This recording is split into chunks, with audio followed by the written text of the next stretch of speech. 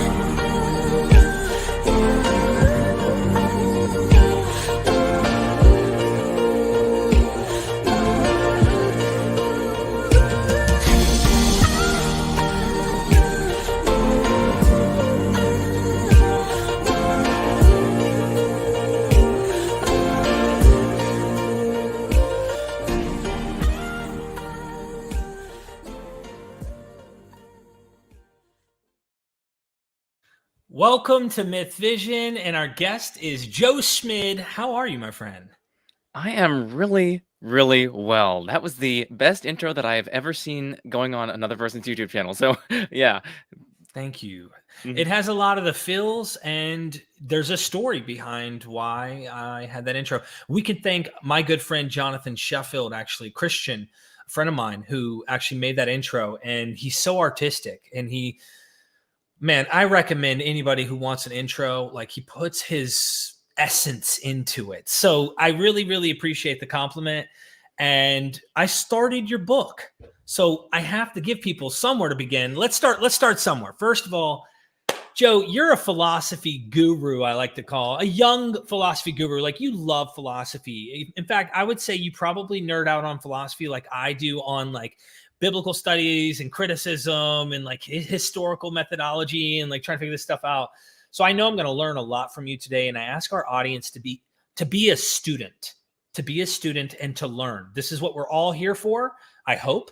Some of us are here to troll, but let's hope that people are here to learn a little bit. Joe, we see 14.2 on the screen, and those numbers have to change. By the end of this live, I hope we can hit that refresh button and we're at least at 14.4. I'm hoping. Fingers crossed. Let's hope that something bigger happens. We might actually start believing there is a God for sure. Your book, The Latest Greatest, Existential Inertia and Classical Theistic Proofs. I just started it, so please forgive me. I hope we'll plan to do a deeper episode where we actually get into it, and we'll be able to talk about the contents of this book. But if you don't mind, plug this book a little. Tell us why people should check out this work. Yeah, so this is a scholarly monograph. Well, not a monograph. It's a duograph, as it were. It's co-authored with my friend and colleague, Dr. Daniel Linford. And the basic idea behind the book is, as the title says, we're exploring two main things: existential inertia and classical theistic proofs. So existential inertia is roughly the idea that temporal things in time, at least some of them, continue to exist through time without being sustained in existence continuously by some outside cause like God, something like that. So that's the basic idea behind existential inertia. And what's significant about this thesis is that it relates to a lot of traditional arguments for God's existence. A lot of traditional arguments for God's existence say, hey, things in time, things that are composite, things that are contingent, in order to exist at any given moment, they have to be sustained in existence by an outside cause.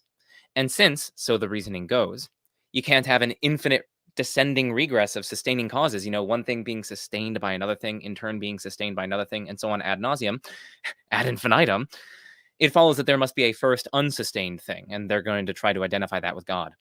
And so what we do is we develop existential inertia, we defend it against objections, we connect it to relativity theory and various debates in philosophy of time and philosophy of science and physics. And we also apply it to these traditional arguments for God's existence. And we say, hey, these arguments don't succeed because of existential inertia. So that's the basic thrust of the book. It's unfortunately, so just 2 notes. It's going to be kind of technical for the audience because it's a philosophical scholarly monograph, or duograph. And also, the reason it's expensive is because Springer and lots of academic presses, they serve libraries, right? So the main thing is that they're serving libraries. So what you can do is you can either go to your local library, go to a university library, see if they have it. You can ask the librarian to get an interlibrary loan. If none of that works and you also still don't have the money to spend on the Kindle version or the hardcover, I might be able to help you. So just send me an email. Definitely worth checking out. There's some stuff in the beginning that's already caught my attention. In fact, Joe, can I do people an honor and read in just a minute, just to tease people? Yeah. Your stuff excites me, so I do hope people will check it out. Subscribe to his YouTube channel and get his book. He has 2 books actually: the Existential Inertia and Classical Proofs, and the other one is The Majesty of Reason, a short guide to critical thinking and philosophy. I'm gonna have to check this one out as well because philosophy's not been my go-to. And the reason I think that philosophy hasn't been my go-to, Joe, is there's a lot of times I hear word salad to me.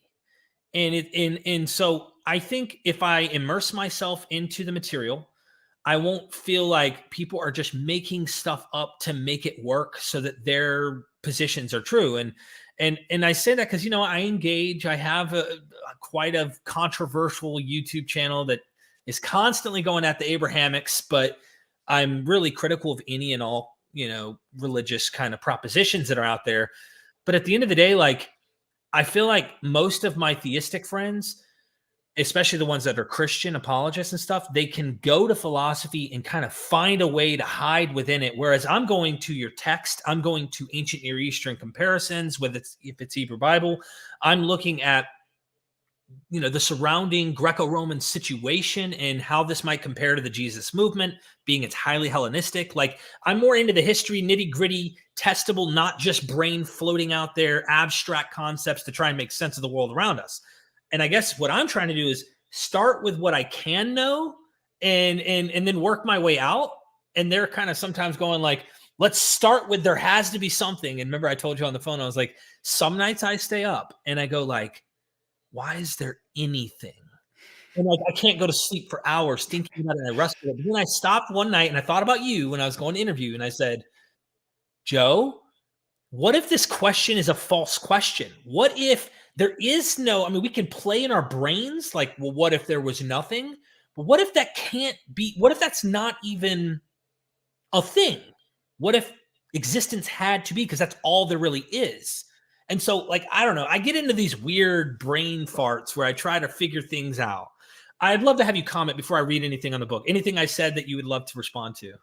Yeah, no, that's great. I think the best way to do philosophy is to start with the clear. As you were just pointing out, you want to start in your kind of methodology, in the way that you navigate the world, you navigate the space of intellectual reasons and reasons for and against these Abrahamic traditions and belief systems. You start with the clear. You start with what you can know, and then you build from there. And I think good philosophy also starts with the clear. You start from things that we are clearly true. It cannot be the case that P and not P, it cannot be the case that something's both true and false.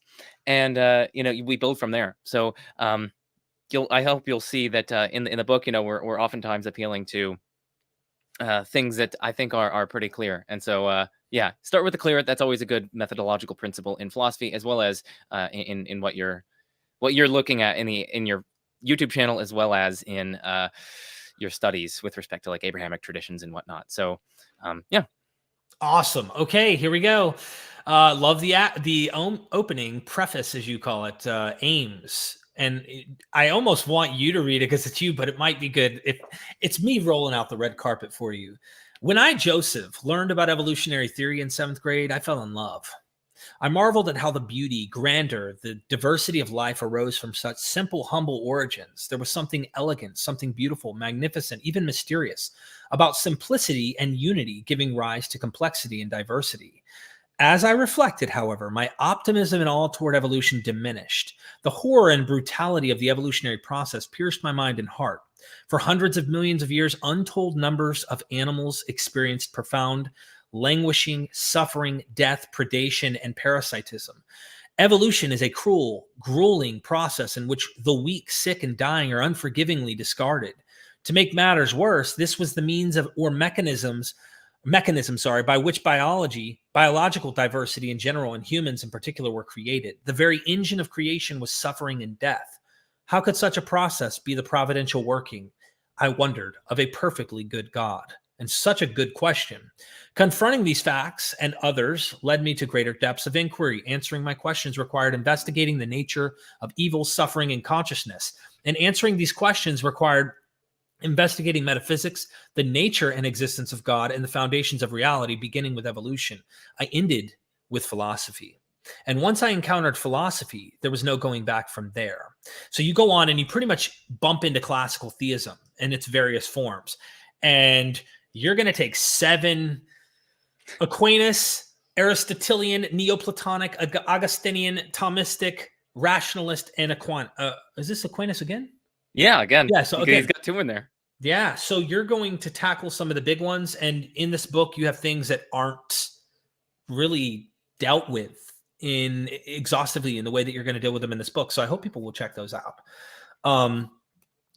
Yeah, so I guess my problem is this: just a lot of times in philosophy, I feel like anything goes, or there's a sense in which I find that Christians oftentimes, and I want to equate it to the Bible. And the reason why I don't feel guilty about doing that, I almost didn't want to do that. I almost wanted to just talk about any God, and we will, I hope, but is because in your book, there are times where you're going to go after the idea of the Trinity. Like you do this in your structure section, where you talk about arguments of finally we uncover tensions between Trinitarianism and Neoplatonic proof.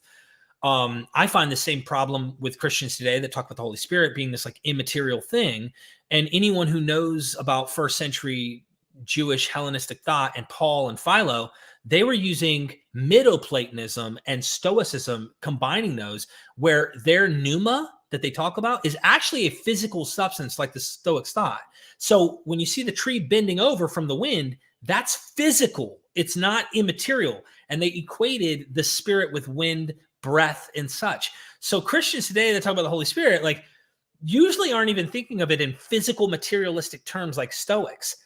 This is something that is impressive to me because it's like we've changed the meaning of things over time, even with God. God, if you look at him in his ancient Near Eastern context, and then you see what happens after Plato gets his hands on the world, then you see God become this Platonic or Aristotelian, like you're trying to make the unmoved mover, the first cause, all of this stuff, but it wasn't that way before. And so I would love to have you springboard off into whatever area of this discussion you want to go. Yeah, no, that's interesting. There is a lot of work in philosophy written about like the God of the philosophers versus the God of the Bible or the God of the Abrahamic traditions. Right. Very often the God of the Abrahamic traditions is depicted as mutable, is depicted as changing his mind, is depicted as in time, is depicted as having certain emotional outbursts and just being outraged at things, regretting things, is almost just depicted in very, very anthropomorphic terms. Whereas you look at the kind of God of the philosophers, and it's this like almost impersonal. I mean, it's like almost impersonal, borderline impersonal reality. This transcendent, timeless, immutable, immaterial, spaceless, like impassible. So it doesn't have any. It can't be affected by things outside of itself. It doesn't have fits of rage or things like that. that is in stark contrast with how the Bible and the Abrahamic traditions depict God. So there's this question of how are you supposed to reconcile these things? Are these two different like beings? Are they two different deities? Are they the same thing? Are we just using is this transcendent being just condescending to our condition in the biblical texts and things like that? So God isn't really anthropomorphic in these ways that he's depicted. There are all these really interesting questions that you can explore. So for me, because I am inclined to the more philosophical side of things, what I want to do is just, even setting aside whether or not the God of the philosophers is the God of the Bible or the God of the Abrahamic traditions, I want to look at, is the God of the philosophers even coherent? Does it exist? Those sorts of things. I love it. Yeah, exactly. So that's, I mean, it complements your approach, like, just Right. looking at the biblical texts and pointing out certain tensions within them and the ancient Near Eastern context and things like that. That's one way to go about investigating these questions, and it's a useful way. It's a beautiful way, in fact. And then there's another way where you could just look at the philosophical foundations of the views that these people are putting forward and just target those. So I think these can complement one another pretty nicely, and they can play off one another. So yeah, in my work, I've explored the kind of philosophical conceptions of God, and there are different conceptions. Some of them you could say are a little bit more anthropomorphic than others, but they're still philosophically robust, philosophically serious. The one that we take issue with, or the one that we take aim at in the book, is this kind of high octane classical theism, which springs out of Platonic tradition, Aristotelian tradition, things like that. And yeah, you are viewing God as this unmoved mover, unchangeable, impassible, so cannot be affected by anything outside of himself, doesn't have any passions, timeless, so doesn't undergo any succession, doesn't do one thing and then another. There's no like succession in its life. It's also absolutely simple. So everything inside of this thing, everything intrinsic to it, is identical to it. So this being, God, is identical to his omniscience. He's identical to omnipotence. He's identical to his goodness and things like that. So God just is his omniscience. He just is his omnipotence. These aren't like distinct properties that are kind of like attached to him. Instead, he just is these things. So like, this is where you often hear people say like, God is being itself, or God is goodness itself. They're getting at this idea where everything in God is numerically identical to God. So that's kind of the conception of God that we're taking aim at in this book, this kind of what we call classical theism, and what philosophers at large call classical theism. So yeah, I mean, I think that's sort of the laying the groundwork for the discussion to come, I guess. There's so much you said there, and I had like so many ideas to throw at you. If God is goodness, is this thing itself, then what you mentioned in the opening of your book, then what about the problem of evil? Does this not require dualistic understanding, or does this not mean that then God if God is goodness, then what do we do about evil and its existence? Because like, how did it come to be from this? You see what I'm trying to get at? Like, Yeah, no, that's good. So, this is great. So you can distinguish between what's called the metaphysical problem of evil and I don't know what the other. I mean, it's just the problem of evil simpliciter. So let's get a new term for this. One of them is the metaphysical problem of evil. Let's call it the problem of metaphysical evil. Let's call it that. And then the other one is just the problem of evil. Okay. So the problem of metaphysical evil is, yeah, how do you get like evil kind of arising from something that is perfectly good?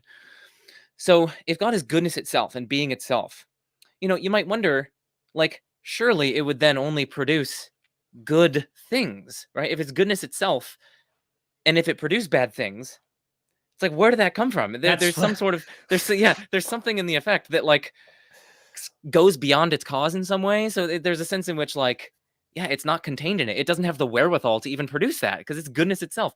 So there is that kind of intuition. And so yeah, so if evil really does exist, we have this problem, this metaphysical problem. Now, Augustine had a famous solution to this. What he says, he has this privation theory of evil. The privation theory of evil says, okay, strictly speaking, evil does not exist. Now, be careful, right? He's not saying that tornadoes don't happen. He's not saying that people don't suffer. He's not saying that, cancer doesn't happen. That's not what he's saying. Rather, what he's saying is he's focusing on the ontological status of evil. Is it some reality? Is it something? Is it something that we have to say that there is such a thing as that? Like, do we have to commit to the existence of evil? And what he wants to say is, no, actually, what evil is, it's a lack of something. It's a Right. lack of a do-good. So you can consider, for instance, blindness. Blindness isn't some like positive reality that's, someone gained some reality, as it were, when they Mhm. become blind. No, actually, they're just lacking something. They're lacking a do-good, namely the good of sight, something like that. So under this view of evil, evil doesn't really exist. It doesn't have positive reality. It doesn't have being. It doesn't have oomph. It's not there. But still, we can say that, there's a sense in which we can still say bad things happen. It's just when those bad things happen, we analyze that in terms of the absence of a do good. So that's how they try to get around the metaphysical problem of evil.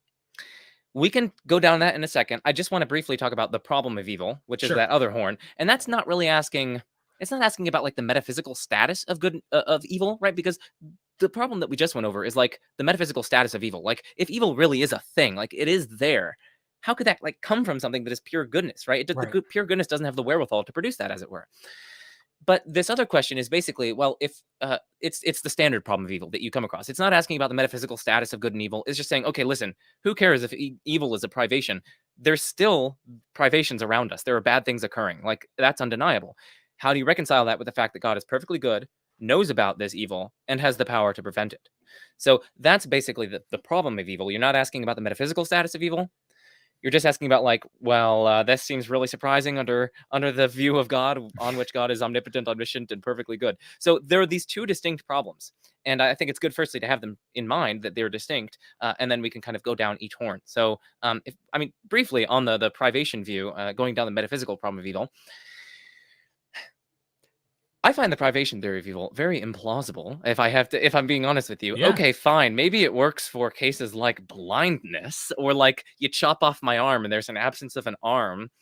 But like the pain that I experience, that seems to be like intrinsically bad. Just the pain that I experience when you chop off my arm. And if that's intrinsically bad, if that's not good, if it's evil that's occurring, then Augustine is going to have, and proponents of this view, the privation theory of evil, they're going to have to be committing to the idea that this pain doesn't really exist. But that seems really implausible. Like I just seem directly aware of this mental state of mind. Like this is there, the pain is there. I can feel it. This isn't a mere absence of something. It's not like the mere absence of pleasure or anything like that. I'm just directly aware of my pain. I'm aware of something. It's there. It's a mental state. It's a conscious property of mine. And in that case, right, it seems as though we have something like a bad, something like an evil, and it has some kind of positive reality. So that's a traditional problem that's been leveraged toward the privation theory of evil. It's the problem of pain, and pain seemingly being intrinsically bad and having a positive ontological status. So yeah, that's one of the biggest problems. And there's a huge literature on this, but I think it's a good objection ultimately. So that's on that horn. Let's go down the other horn, which is just the problem of evil simpliciter. Yeah, on this one, I think we can return to the preface that you read. To me, I think the most powerful form of this problem of evil is the argument from evolutionary animal suffering. I mean, Yeah. listen, sorry, creationists, but evolution occurred, okay? I minored in biology, and we went through so many like different pieces of evidence, peer-reviewed papers, and oh my goodness, it's just staggering, the evidence that we have in favor of evolution. So we know that evolution occurred, and what that means is that there have been hundreds of millions of years of vertebrates. So these are sophisticated sentient organisms. They have a spinal cord. They have, the wherewithal that, Nervous like, system. yeah, exactly, Yeah. nervous system. They have this wherewithal that we see around us in the mammals and vertebrates that we see. So vertebrates have been around for like hundreds of millions of years, and they've been ripping each other to shreds. They have been, preying upon one another. There have been parasites that infect them and that cause them agony. A lot of them have just starved to death. Many of them have burned to death. Many of them have drowned to death. That's like not cool, right? That's like not cool that there have been hundreds of millions of years of this. And in addition to that, think about if God exists, right? God is like weaving creation together. He's bringing about biological diversity. He's actively involved in this process. He's bringing about humans eventually so that he can have a relationship with them, conscious creatures, right? Or conscious, rational creatures that he can have a relationship with. That's kind of the pinnacle of this whole process.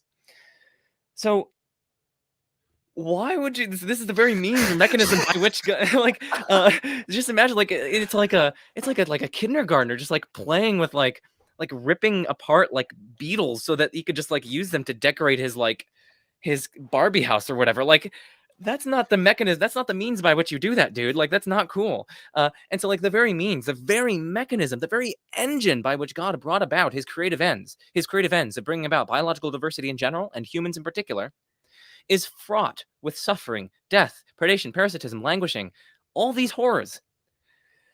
That is so overwhelmingly surprising to my mind under theism, that there's this perfectly good providential being that orchestrated this process. And this is the very means by which God did this.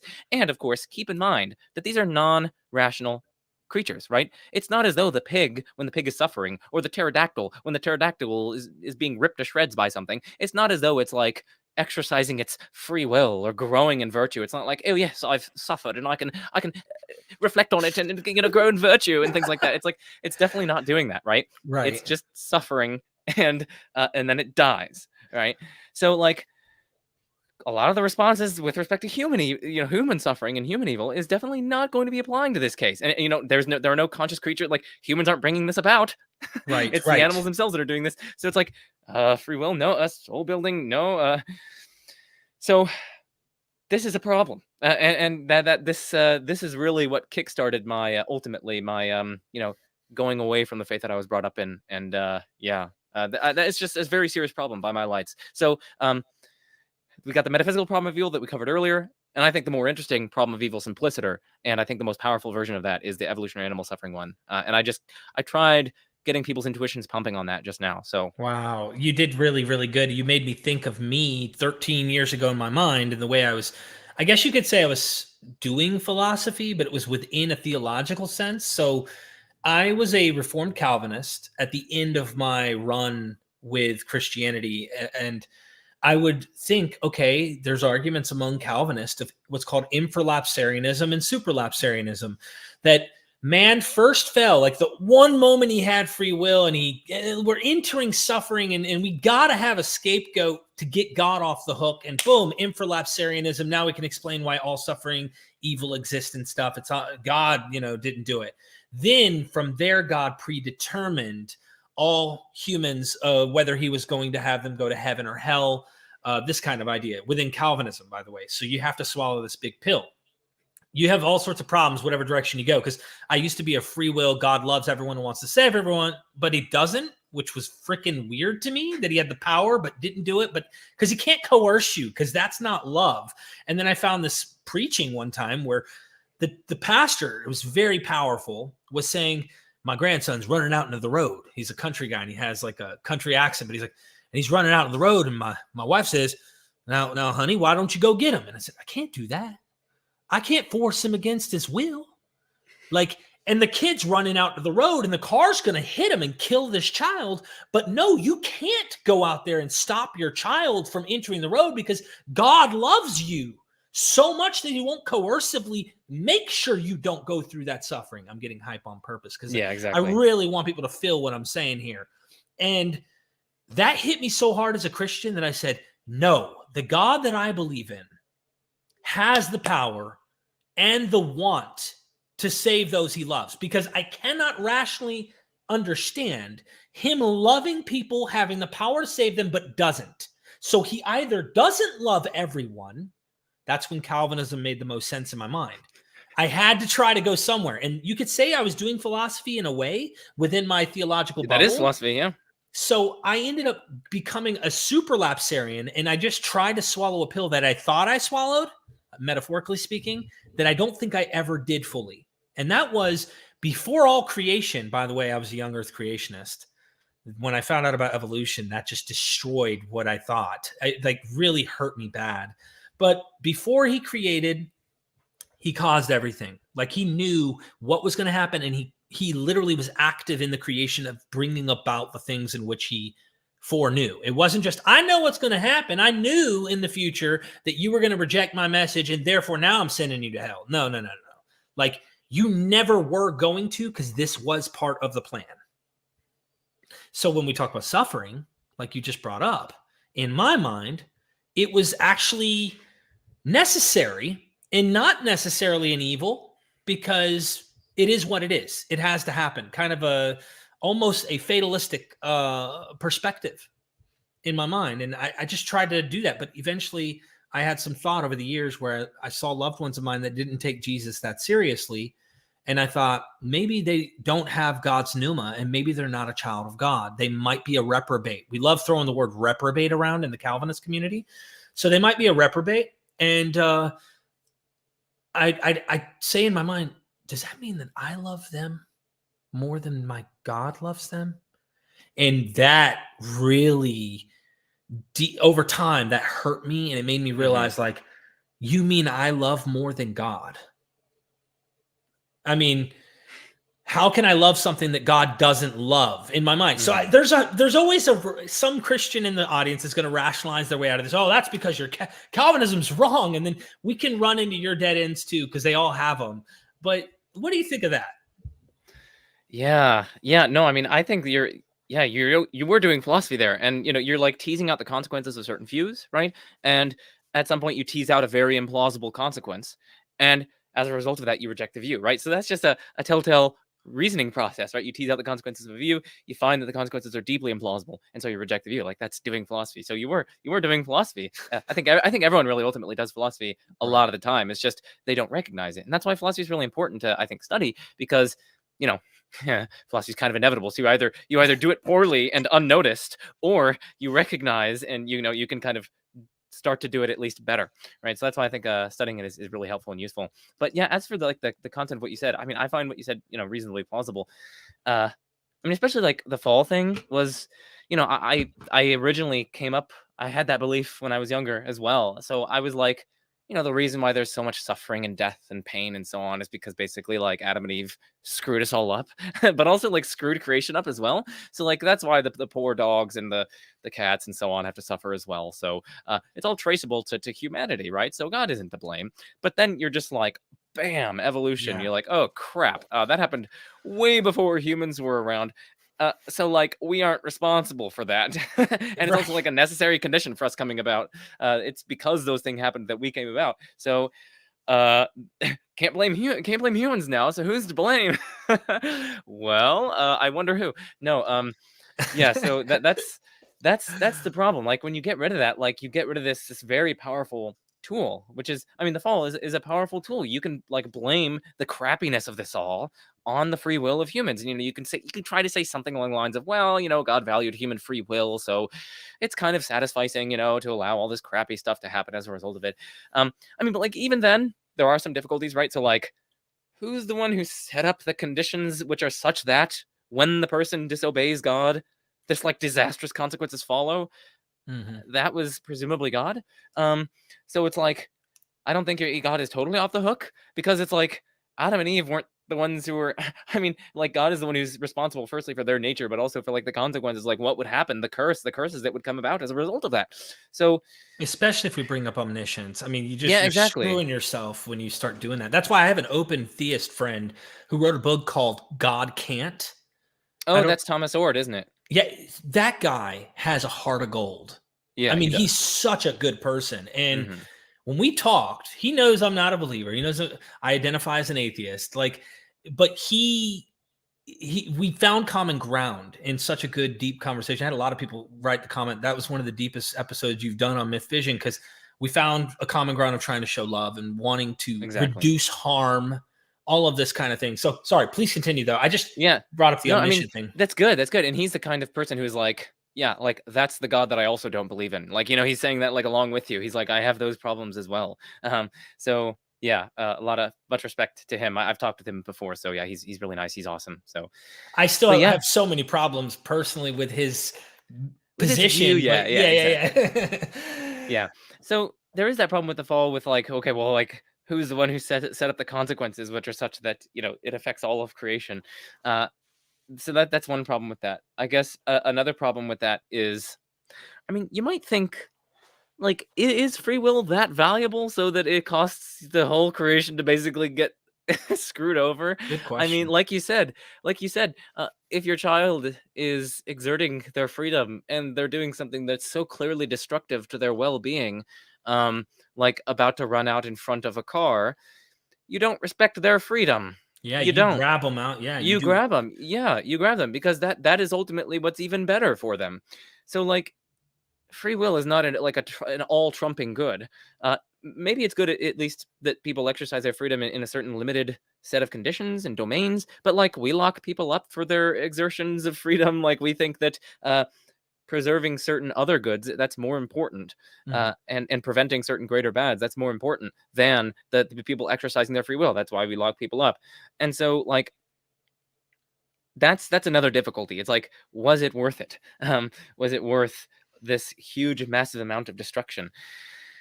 So And I that's another love that we're question. playing a hypothetical.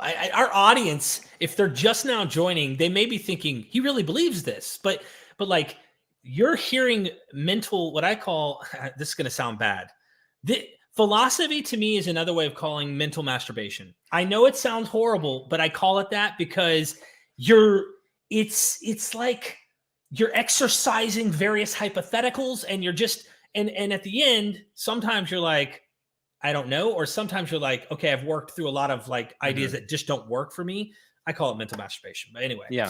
No, that makes sense. And oftentimes you're like mapping out the conceptual terrain, the space of possible views, the space of different consequences that follow from them. And, you're just going to have to do a complex assessment and weighing of the various reasons for and against those. But having that map is empowering. So that's another thing that's good about philosophy. It empowers you to have the kind of conceptual maps, conceptual terrains of certain issues and debates and things like that, and the reasons, weighing up the reasons for and against. So yeah, I mean that's another question that people need to consider in answering this. And then the final question is, like, God presumably could have given us a kind of like compatibilist style free will instead of the libertarian style free will. Libertarian style free will basically, as I'm going to be using it here, means that we have a kind of leeway. We have choice among different options. When we choose something we could have done otherwise. So when Adam and Eve chose, for instance, to disobey God, they could have instead chose to obey God. Now, it's a question like, is that freedom more valuable than like a compatibilist style freedom where you don't need leeway? Like maybe you're just appropriately responsive to your reasons and the reasons there are for acting. And maybe you're like, there's an appropriate correspondence or a good mesh between your higher order desires and your lower order desires. So like you endorse what you're doing and you endorse your first order desires for action. Those are like different compatibilist accounts of free will. And like that seems to afford a valuable kind of freedom. And also, once you have that on the table, God would then be able to make sure, because it's compatibilist, it's compatible with you not having any leeway. God would have been able to make sure that we only ever choose the good. We only ever choose right. And yet we still right. have this kind of valuable freedom. So it's like, what's so valuable about the leeway kind of freedom?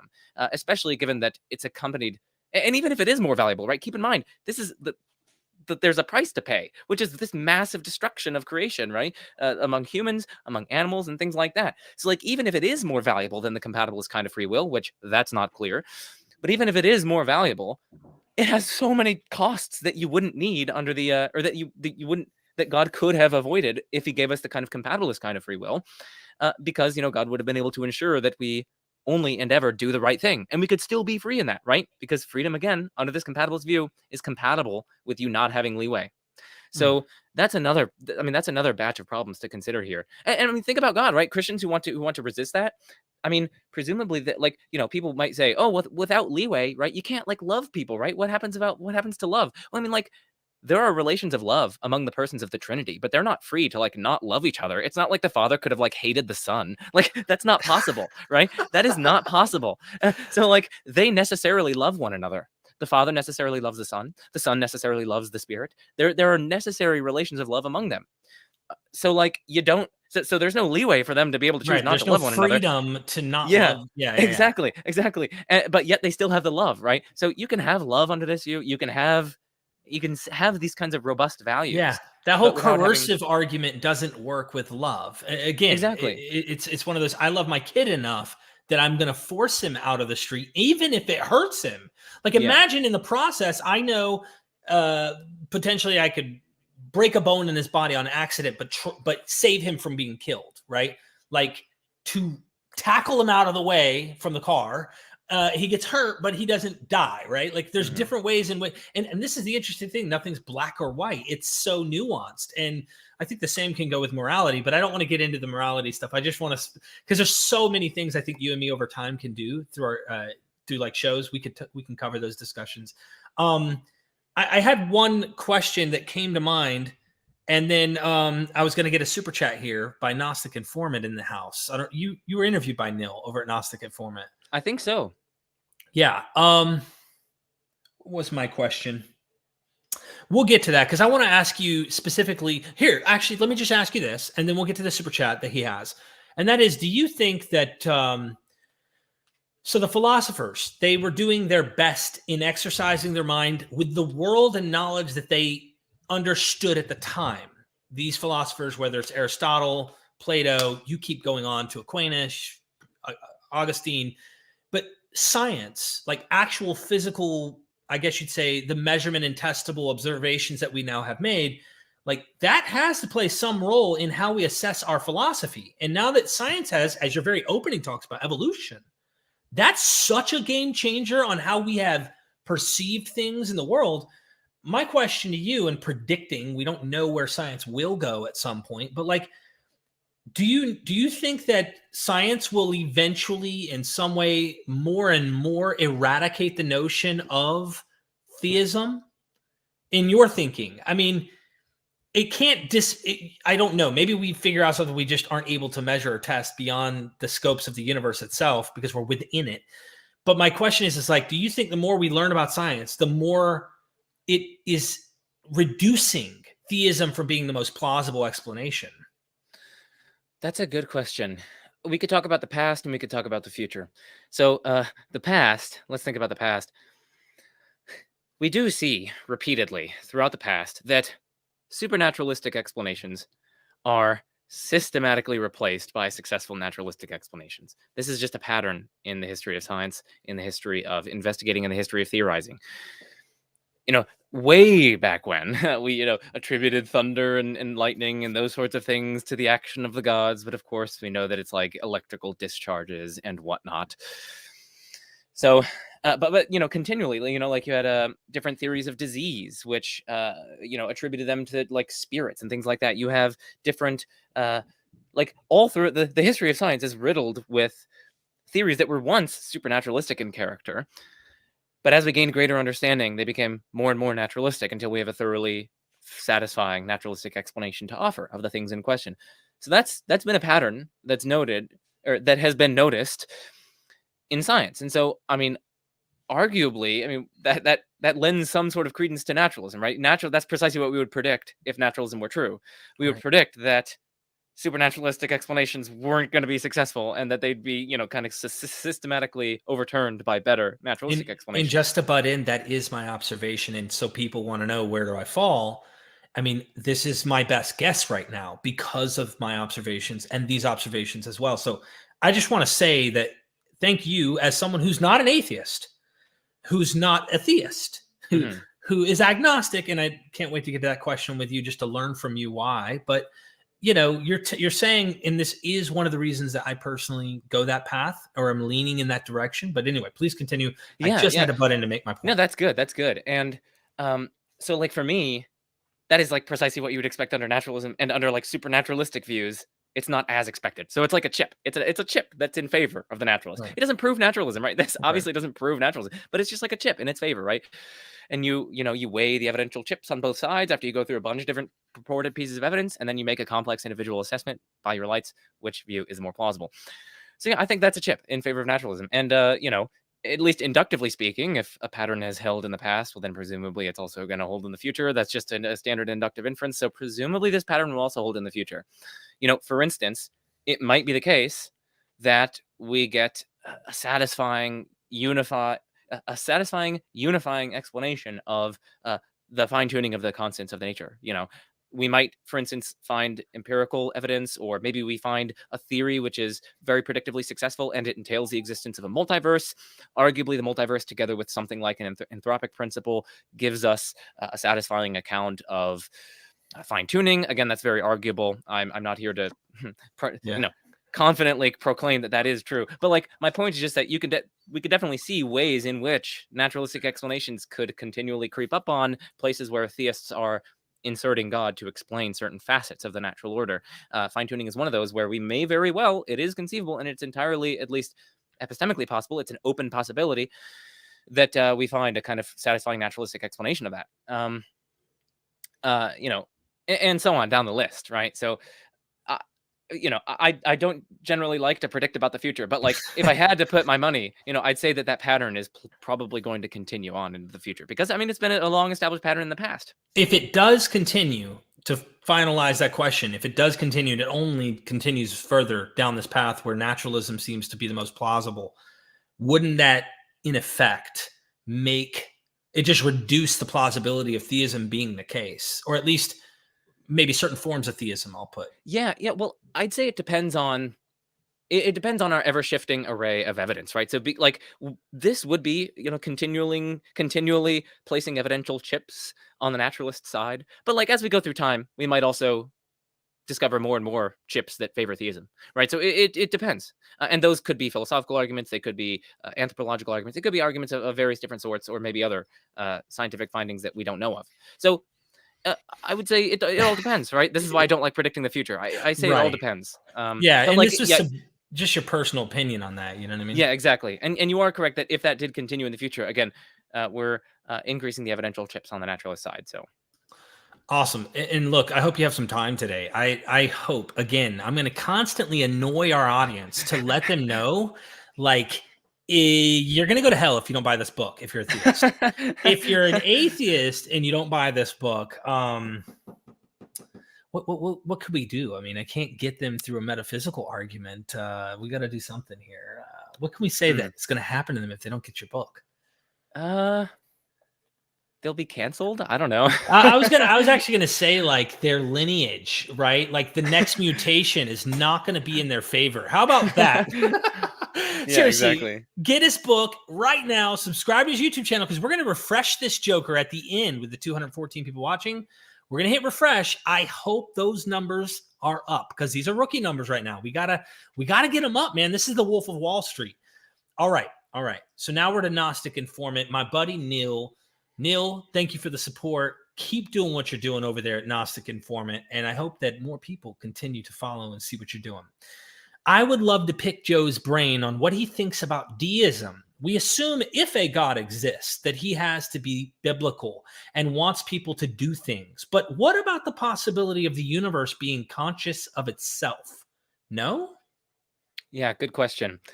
There are a bunch of different ways you could go at this. So one of them is going at it from like our evidence base and what we know about from the world, and trying to argue against deism or something along those lines from looking at the world. That's a kind of a posteriori case. It's posterior to experience. We're looking at the world around us and we're arguing against this view.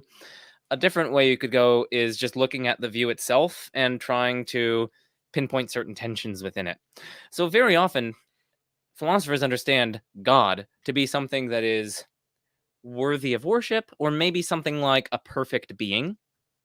And one might think that a being which is not deistic, but instead theistic, which cares about the creatures that eventually arise, the conscious creatures, the rational creatures that eventually arise, you might think that a being, a divine being that cares about such creatures and that gets personally involved in them would be a better being. It's more worthy of praise. It's more valuable. It's better. And if that's the case, well, then if God is perfect, if he's the greatest possible being, if there can be nothing in principle better than God, God would have to be that way. And that's incompatible with deism, right? Because this entails that God would be personally involved with his creatures if they come to be. So that's one way. That's a kind of a priori argument against deism. It's basically saying, well, like, what else would God be but a perfect being that's worthy of worship? But that would require something like a non-deistic view. Now, the deist might say, okay, fine. Well, screw that model of God. I'm not talking about a God who's perfect and who's worthy of worship. Maybe, okay, fine. My God is not worthy of worship and he's not perfect. One thing you might wonder about then is like, okay, is this really God then? I mean, Right. This kind of sounds just like a super angel or something like that. If it's not perfect, then it's not worthy of worship. But, okay, fine. That's kind of terminological. Still, we can ask about the view. Okay, call it a super angel, call it a God, call it whatever you want, call it Bill. It doesn't matter. What about the view? What about the view? Let's call it a super angel. We have the super angel.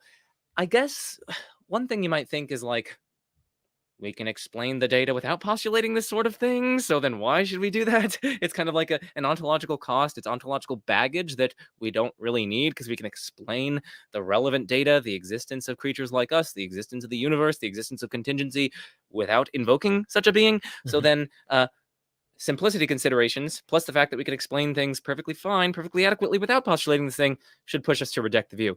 That's probably my thoughts on the view. Of course, there are many more things that can be said, and I can wield various different complex arguments against this view, but that would take us too far afield, I think. I think what I said suffices for present purposes. So just tackling what he's saying here about deism. Oh, the universe being... We could talk about the universe itself being conscious as well. Yeah, because that's a different question, I think, than the typical deist one. That sounds almost pantheistic. And I think I interviewed philosopher, what's his name? He thinks that kind of the universe is a mind trying to figure itself out. What is his name? Is it Philip Goff? Nope. If you know who I'm talking about. He actually had a discussion with Graham Oppie on this topic, but he pretty much said that it's like an imperfect mind that's trying to figure itself out, which is why we have such hiccups and kinks within the world we live in. And that's Philip Goff. It sounds similar to him, but no, it's actually another guy. Are you sure? Okay. Bro, I wouldn't make this up. And I never interviewed Philip Goff, but it's like that. That's what this gentleman was saying. My thing is if we're thinking like that, right? So like the universe has a beginning in some way, deism, I tend to think more of like, if there was this thing, it's almost like a natural law in a way, rather than it being some personal thing. It would almost be scientific. Like we tap back far enough and we finally find out, ding, oh, we hit like a solid scientific explanation for what this is. It's not got I mean, I can't show how this wouldn't be the case, but I would not imagine it to have emotions like we do, being we're creatures and we're just trying to survive. It would be almost like a mode of a machine or something that is. And it doesn't have like the same fickle changeability that we do. Anyway, I don't know if you want to tackle this argument. What is the most plausible argument for deism you've ever heard? The most plausible argument for deism. Well, have you heard one that was like, okay, out of all of them, that one sounded closest to possible? I mean, let's be honest, okay? The Kalam is kind of like only gets you to deism or something like that. So like the Kalam cosmological argument, whatever begins to exist as a cause, the universe began to exist, therefore the universe has a cause. And they try to go on to say that this cause must have theistic attributes. Okay, none of that works, but like, let's set that aside. Let's set that aside. This is probably, I mean, it's not a bad argument, right? I mean, this is taken seriously by philosophers. Like this is an philosophically interesting argument that has robust defenses on its behalf, right? So it's not like a bad argument. I don't think it succeeds ultimately, but it's not a bad argument, right? So it's definitely worth taking seriously. And it's taken seriously by professional atheist philosophers as well. So, as well as theists. So I'd say that's probably potentially an argument for deism, right? Because once you get to there's this cause that kickstarted the universe and it's personal, you don't then need to go on to say like, oh yeah, but it like cares about what you do in the bedroom, or like those sorts of things. You don't have to go on and add those additional postulates because that makes your view less modest. You might think you're making much more. You're adding claims about this thing, about its cares, about its wants, about its desires, about its involvement with creatures, and you might think that. You might think that that's really implausible. It's just very immodest. So then we kind of have an argument for deism here, a cause of the universe that, they think it's personal. So some kind of personal cause of the universe that kickstarted things, but just doesn't really give a damn about it afterwards. So that's probably the best argument for deism, honestly. Wow. Neil, seriously appreciate you sending this super chat. So you see, he just says, we assume if God exists that he has to be biblical. And that is a big thing because in the West here, especially in America, like we deal with this a lot. I find the biblical God or the portrayal of the biblical God, and if language has any meaning, then like it is not that God. I'll just put it that way. Like I just don't see how it can be. And not even the God that they have now made, I would say from Plato onward, like that can't be this God. even though I see mixtures of some of these philosophical ideas playing a role into how even in the New Testament, you might find some of the philosophical stuff try to creep its way in. But like, it's like God gets perfected like an art over time. And then God becomes something that's unfalsifiable, that is like out there beyond our comprehension. It's very difficult, very, very difficult for me to wrap my head around. But have you seen the same problem? Well, I do kind of view like, okay, so let's, if we take the Bible, what's the right word for this? Literally, something like that. Is that the word that I'm looking for? If we read the Old Testament, like, you pick up the book and you like read it. That's the kind of sense that I'm talking about. You just pick up the book and you read it. Yeah, it's very hard to see how the Old Testament God is worthy of the name. Like worthy of the name God.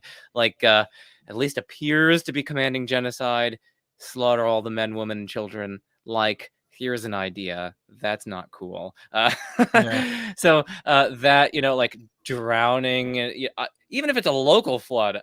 Okay, drowning is one of the worst ways to die. And, drowning babies, like, here's a hypothesis. Drowning babies is, like, not cool. So, like, I think it's very, very plausible that a perfect being couldn't, like, drown babies, innocent children, and, command slaughtering of men, women, and children. Like, Right. to me, that, like, borders on, like, just being conceptually incompetent, like, no, conceptually incoherent, excuse me. Just something being a god, firstly, and being perfect, but also like commanding genocide and like commanding the people to slaughter people and also drowning people. Like, okay, we've gone wrong somewhere here. Do you think, and I'm going to get to the heart of this, do you think that same argument can be applied to Jesus needing to die on behalf of everybody? The way they argue it, you see what I'm saying? It's not as bad as saying innocent babies that are, but still, here's an innocent according to the narrative they're spinning, and that I once used to say. I'm gonna be honest, I'd have to think about that further, because there's the aspect of, yeah, like, was Jesus a willing sacrifice? Does the fact that he's willing make a difference? Does that make a difference? So you get into complex issues here about about the philosophy of consent and about when inflicting harms is permissible and how that interrelates with the consent involved. So it's difficult, Joe, because in Mark, I'm not going to take a stand. If you take his quotations to imply anything of what Jesus is actually experiencing, when he quotes Psalms 22 and he says, my God, why have you forsaken me? Or even him crying kind of in the garden of like, take this cup from me, please. Like, I don't want to do this, but I have to do whatever you give me. And God still gives him the punishment. In Luke, he's very Socrates-like. He willingly drinks the cup, and he doesn't show those emotions. But if he isn't completely on board, and then, as some people have said, at his last cry, it's implied he is absolutely forsaken. So it's like, what? I don't know. It depends on how you're interpreting the data. So yeah, I'd have to think about that further, to be honest. That's a good question. Well, thank you, Joe. I thank you, Neil, for that support. I really appreciate you, man. Go subscribe to Neil. Kevin, non-tradicath? Oh, yeah, like non-tradcath, basically non-traditional Catholic. Oh, which is good because, like the traditional... Okay, well, I'm not sure if I should say this. Traditional Catholics, in my experience, have not been the nicest people that I've encountered. I'm just going to say that. Okay. Well, they're big into the whole philosophy gambit anyway, so they're definitely going to probably bump heads with you. Joe often says the arguments both ways are roughly counterbalanced, but how roughly is it counterbalanced? Does Joe lean one way or the other? Yeah, how roughly? It's just like not clear to me. I mean, I'm just going to be honest. Like, this is, if people haven't noticed, philosophy is very, very difficult, and just assessing the evidence is very, very difficult. You have to take into so many different considerations from science, from history, from different fields of philosophy, different arguments within philosophy. There are dozens upon dozens upon dozens of arguments for God's existence, and there are also dozens upon dozens upon dozens of arguments against God's existence. And these aren't just arguments that, like, you're 6-year-old brother have come up with. Like, I mean, like published in peer-reviewed scholarly articles and things like that. So there's a huge literature surrounding these sorts of questions. There are so many different arguments in this area, so many different considerations, that it's just really difficult for me, to even assess like where precisely the evidence lands. Like I assess that it's roughly counterbalanced, but like, does it even lean one way or another? Like, it's just like not even clear to me if it does, whether it does, which way it leans. I honestly don't know. It's all so difficult, so murky, so rough. Just the lay of the land of reasons is vast indeed, and much vaster than my mind. So it's kind of what I can say. Can I like use an analogy to try and get you to maybe answer a question relevant to what I think might be useful in this? I recently read a book Richard C. Miller wrote called Resurrection and Reception in Early Christianity. I've got some Christian friends on Facebook who are actually reading it, or they're going to be reading it. I'd love to hear the review. I'm fairly confident no matter what, they're probably going to come down on the side of trying not to fall in line. But the gist of it is, and I'm not going to give you the whole thing, just saving time, Justin Martyr in his apology, his writing, his apologetics, says, this is no different than your sons of Zeus and all the stuff he lists, right? Of other gods, even how you apotheosize your Caesars, the whole nine. There's a common trope in Greco-Roman literature where the bodies of people who become gods go missing. Hint, hint, missing tube for Jesus, okay?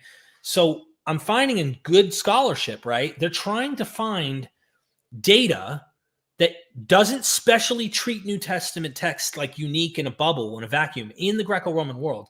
New Testament calls him a son of God. Well, we have vast amounts of literature that says the Caesars are sons of God. Romulus, Alexander the Great, tons of sons of gods that are running around, and they're claiming to be deities in some way, and they become gods when they have an apotheosis.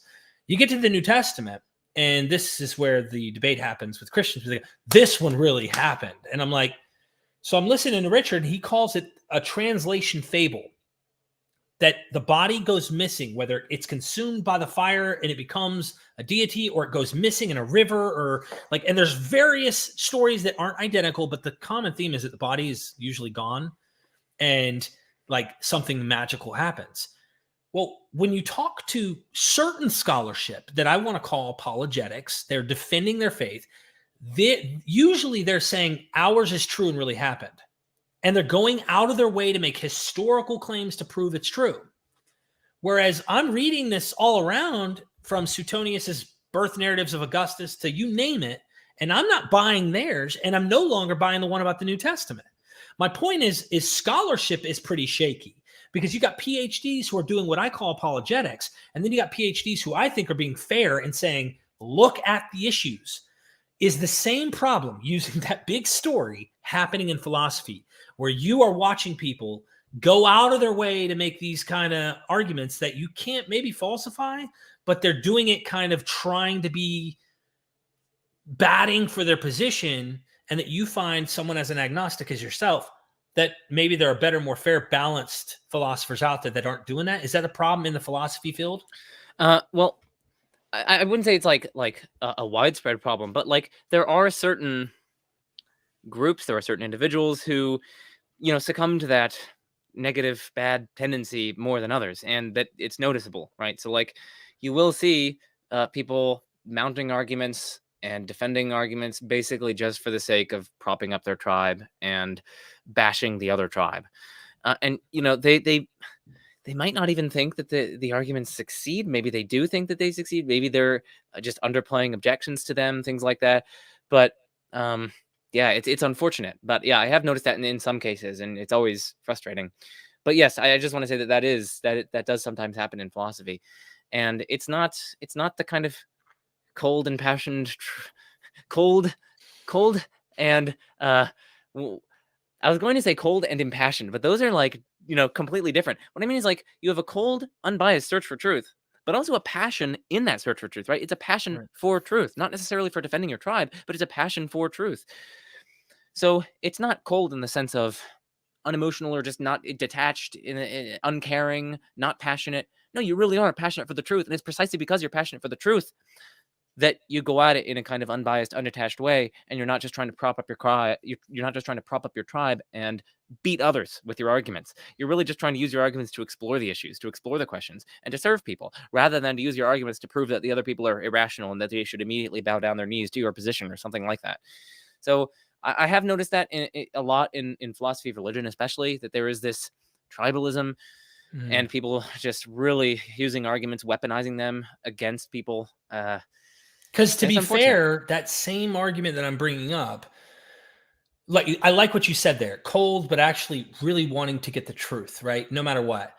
I feel like if I were to be fair to those who are on the theist side, they feel and think that they really are on the side of truth, and that they think in their mind that they're really doing what they think is true. What do you do about that when both sides of honest people who are really trying to figure this thing out, really see things totally different? I can't help it. I've been accused by some of my Christian buddies of being a psychoanalyzer, where I tend to sometimes try to analyze the psyche, or even go like, what's going on in your mind? And I can't help that happens from time to time. And I must admit, this is one of my sins, okay? Because as a Christian, I remember how passionate and honest I was seriously trying to figure out the truth. I got accused by Christians of being to and fro with the wind, like the doctrine, right? I kept changing my doctrine to try and get more accurate, to know what the truth is, because I wasn't just fixated and knew you just know what's right. You already believe it. No, I kept changing to the point here I am today, still changing. And you're like Dr. Phil to me right now. So I'm venting to you. Okay.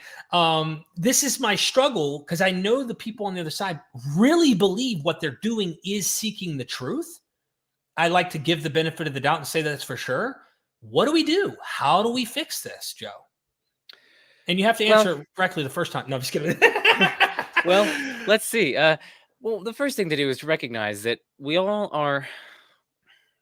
have our unique evidence bases. The way that I put this is that we're all situated on different positions in the grand epistemic landscape. So episteme means something like knowledge. And epistemic, yeah, exactly, epistemology, yeah. So the epistemic landscape is just the space of different reasons, and the space of different beliefs that you can have, and the space of different pieces of knowledge that you can have. And it's just this grand terrain, ups and downs and winding paths and things like that. And we each occupy a very unique position on that epistemic landscape. Some people over here, others way over here. Some people are closer to one another. Some people are way far away from one another. And basically, where you are on that landscape, the different positions correspond to just vastly different experiences that you've had, your life experiences, your personal interactions with other people, your plausibility structures, what you find intuitive through no fault of your own, just what you find plausible, things that strike you as plausible or obvious. It's also affected by things like what books you've read, what order in which you've read books. That affects how plausible you find things and where you end up. It's influenced by the videos that you've watched, the classes that you've had. We all have this hugely interconnected web of experiences and beliefs, and I call that basically our evidence base, the things that we're drawing on to inform our view of the world and our view of these issues. And we're all unique in that way. Your experiences are not my experiences. One atheist experiences are not another atheist experiences. A theist experiences are not the same as an atheist's experiences, etc. So that's the first thing to notice, is that not to call people irrational, and not to say that the other person is being irrational, because they're very likely possessed of different evidence than you are. They have different life experiences than you do.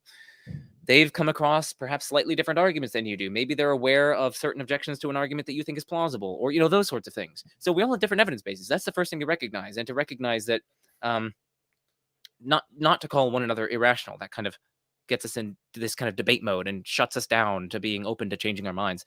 So first thing to recognize that your opponent is, or at least can very well be, rational. Secondly, to recognize that you and your opponent have different evidence bases. And once that is recognized, and that you have this you've cultivated a mutual spirit of collaboration-based inquiry, love-based inquiry, truth-oriented inquiry, rather than a kind of combating inquiry, trying to score points against one another and beat each other down. Once you have that, then you can kind of open up the floodgates to pursuing the truth together, and that's where insights can start to flow. That's when insights can start to flow. So you just talk with one another. You try to work through the issues. Hey, here's an argument that I find plausible. Let's talk through this. Like, what do you think about that first premise? Do you have some objections? Do you have some questions? Okay, so then maybe after that, you both eventually agree on the first premise. Then let's look at the second premise. Like, what do you think about that? I think there are some intuitions behind it. You talk about each other's intuitions. You bring up some certain objections, bring in things from other areas. So it's this complex process of weighing reasons for and against, and just really talking with one another in a kind of collaboration-based, love-based inquiry. And I think that's the path forward whenever you get into these sorts of potential impasses among disagreeing parties. That's the best way forward, and it's really the only way forward. The only other thing that you could do is just to ignore them. I mean, that's like basically the only other thing. Right. So yeah, it's either just ignoring them. That's my philosophy in this sense. We're talking about philosophy, right? Is to not debate. I don't debate, but I will have conversations because I do believe in conversations. I'm not interested in dick measuring contests. Because I call them that, just like I call it mental masturbation with philosophy, right?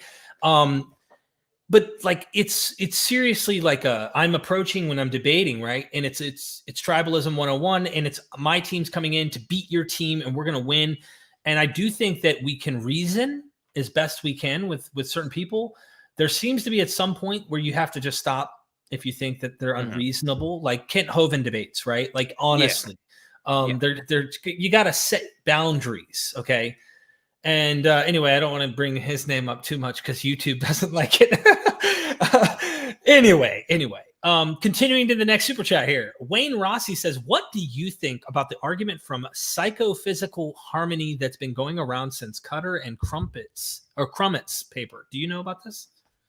Yeah. So they published or I think it's forthcoming in Oxford Studies in Philosophy of Religion. It's a new argument for theism from the fact that there are certain rationally appropriate, harmonious connections between mental states and certain physical states in our behavior.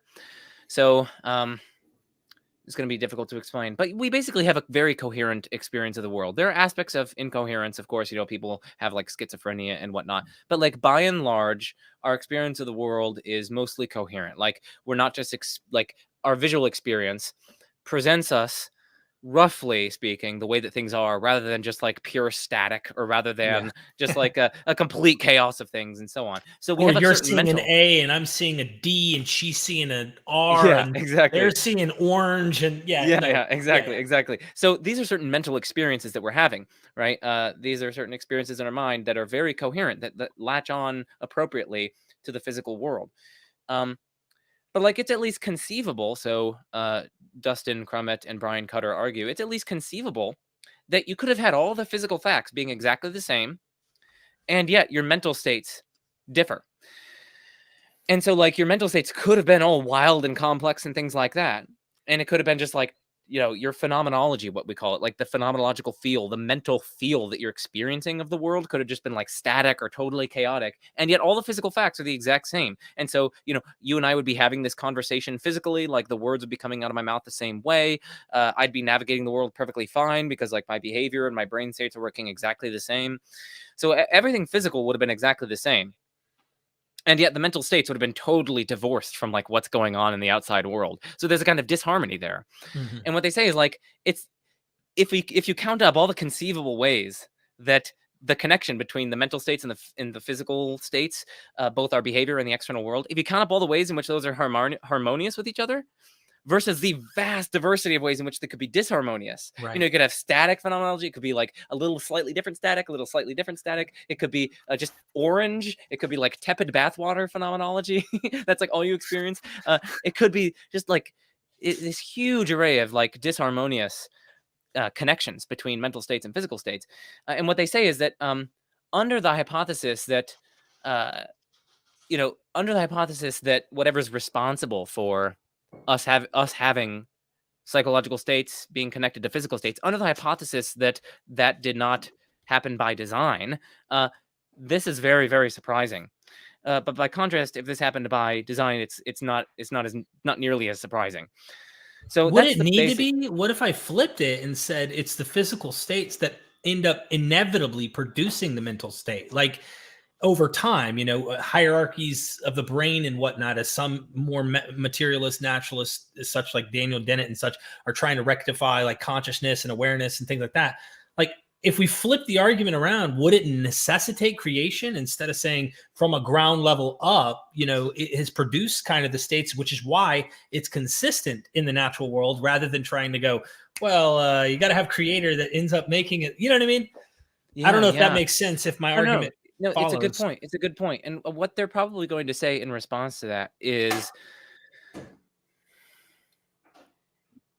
we have to be careful about what the hypothesis is. If the hypothesis is just that physical states determine or necessitate whatever mental states that we have, right? That alone is not going to predict the kind of harmonious connection, because the physical states might have necessitated a completely disharmonious. Conceivably, it could have been the case that the physical states necessitate a totally disharmonious phenomenology. So the physical state of my brain right now, it's at least conceivable that necessitated a static experience just everywhere. It's just static. So what they're going to want to say is, well, the mere hypothesis, the mere claim that the physical states necessitate whatever mental states we have is not going to explain the harmony. Because, again, it's just perfectly conceivable that you have the physical states necessitating disharmony. Instead, you're going to have to modify your hypothesis and make it say something like, okay, we're not just saying that the physical states necessitate the mental states, but they necessitate mental states that make sense in light of the external environment. They necessitate a kind of harmonious to survive. Mental state. You wouldn't want to have pure static be your experience if, in order to survive in the natural world, you would want it to be. I don't know. This is obviously complex within the evolution of the species, but this is the point. It's way above my head being able to make the case. It's just I can imagine that playing out and making sense, but I also get the position that you would need some creator to keep this unified experience being the case. But what do you say about the people who don't share that? Which is not, it is like a rare occurrence, but did God not keep them in check? Did he not favor, Yeah, that is true. So I think we should come back to that point, because I think it's a good one. But yeah, with respect to the evolution, a lot of people respond initially to the argument by saying, well, hold on a second, evolution is going to favor this kind of harmony, because you need to latch on to, you need to appropriately be experiencing the world.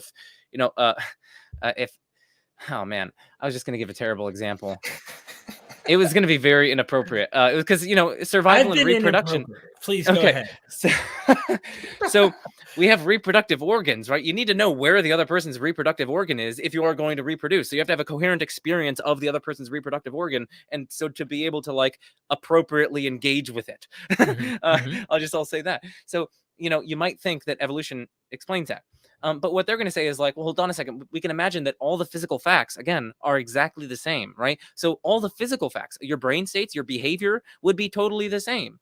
You really would. So the beings would be behaving as if they are appropriately recognizing one another's reproductive organs, etc. Right? So the behavior is going to be exactly unchanged in this. It's only the experience that we are conceivably changing. So it ultimately doesn't solve it, because we still could have conceivably had a disharmony there where all the physical facts are the same. So evolution is operating on the exact same physical facts. Evolution doesn't care about what experiences you're undergoing during this, the phenomenological field. What matters is that you get the reproductive business done.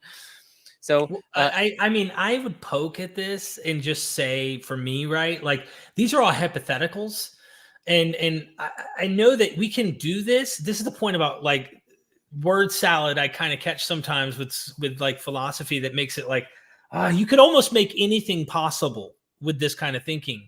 You can almost, you could run away and try and make the argument and make it a plausible hypothesis that it requires a divine active person involved in making sure. What if you couldn't hypothetically have any experience apart from the active agency of a divine making that experience true?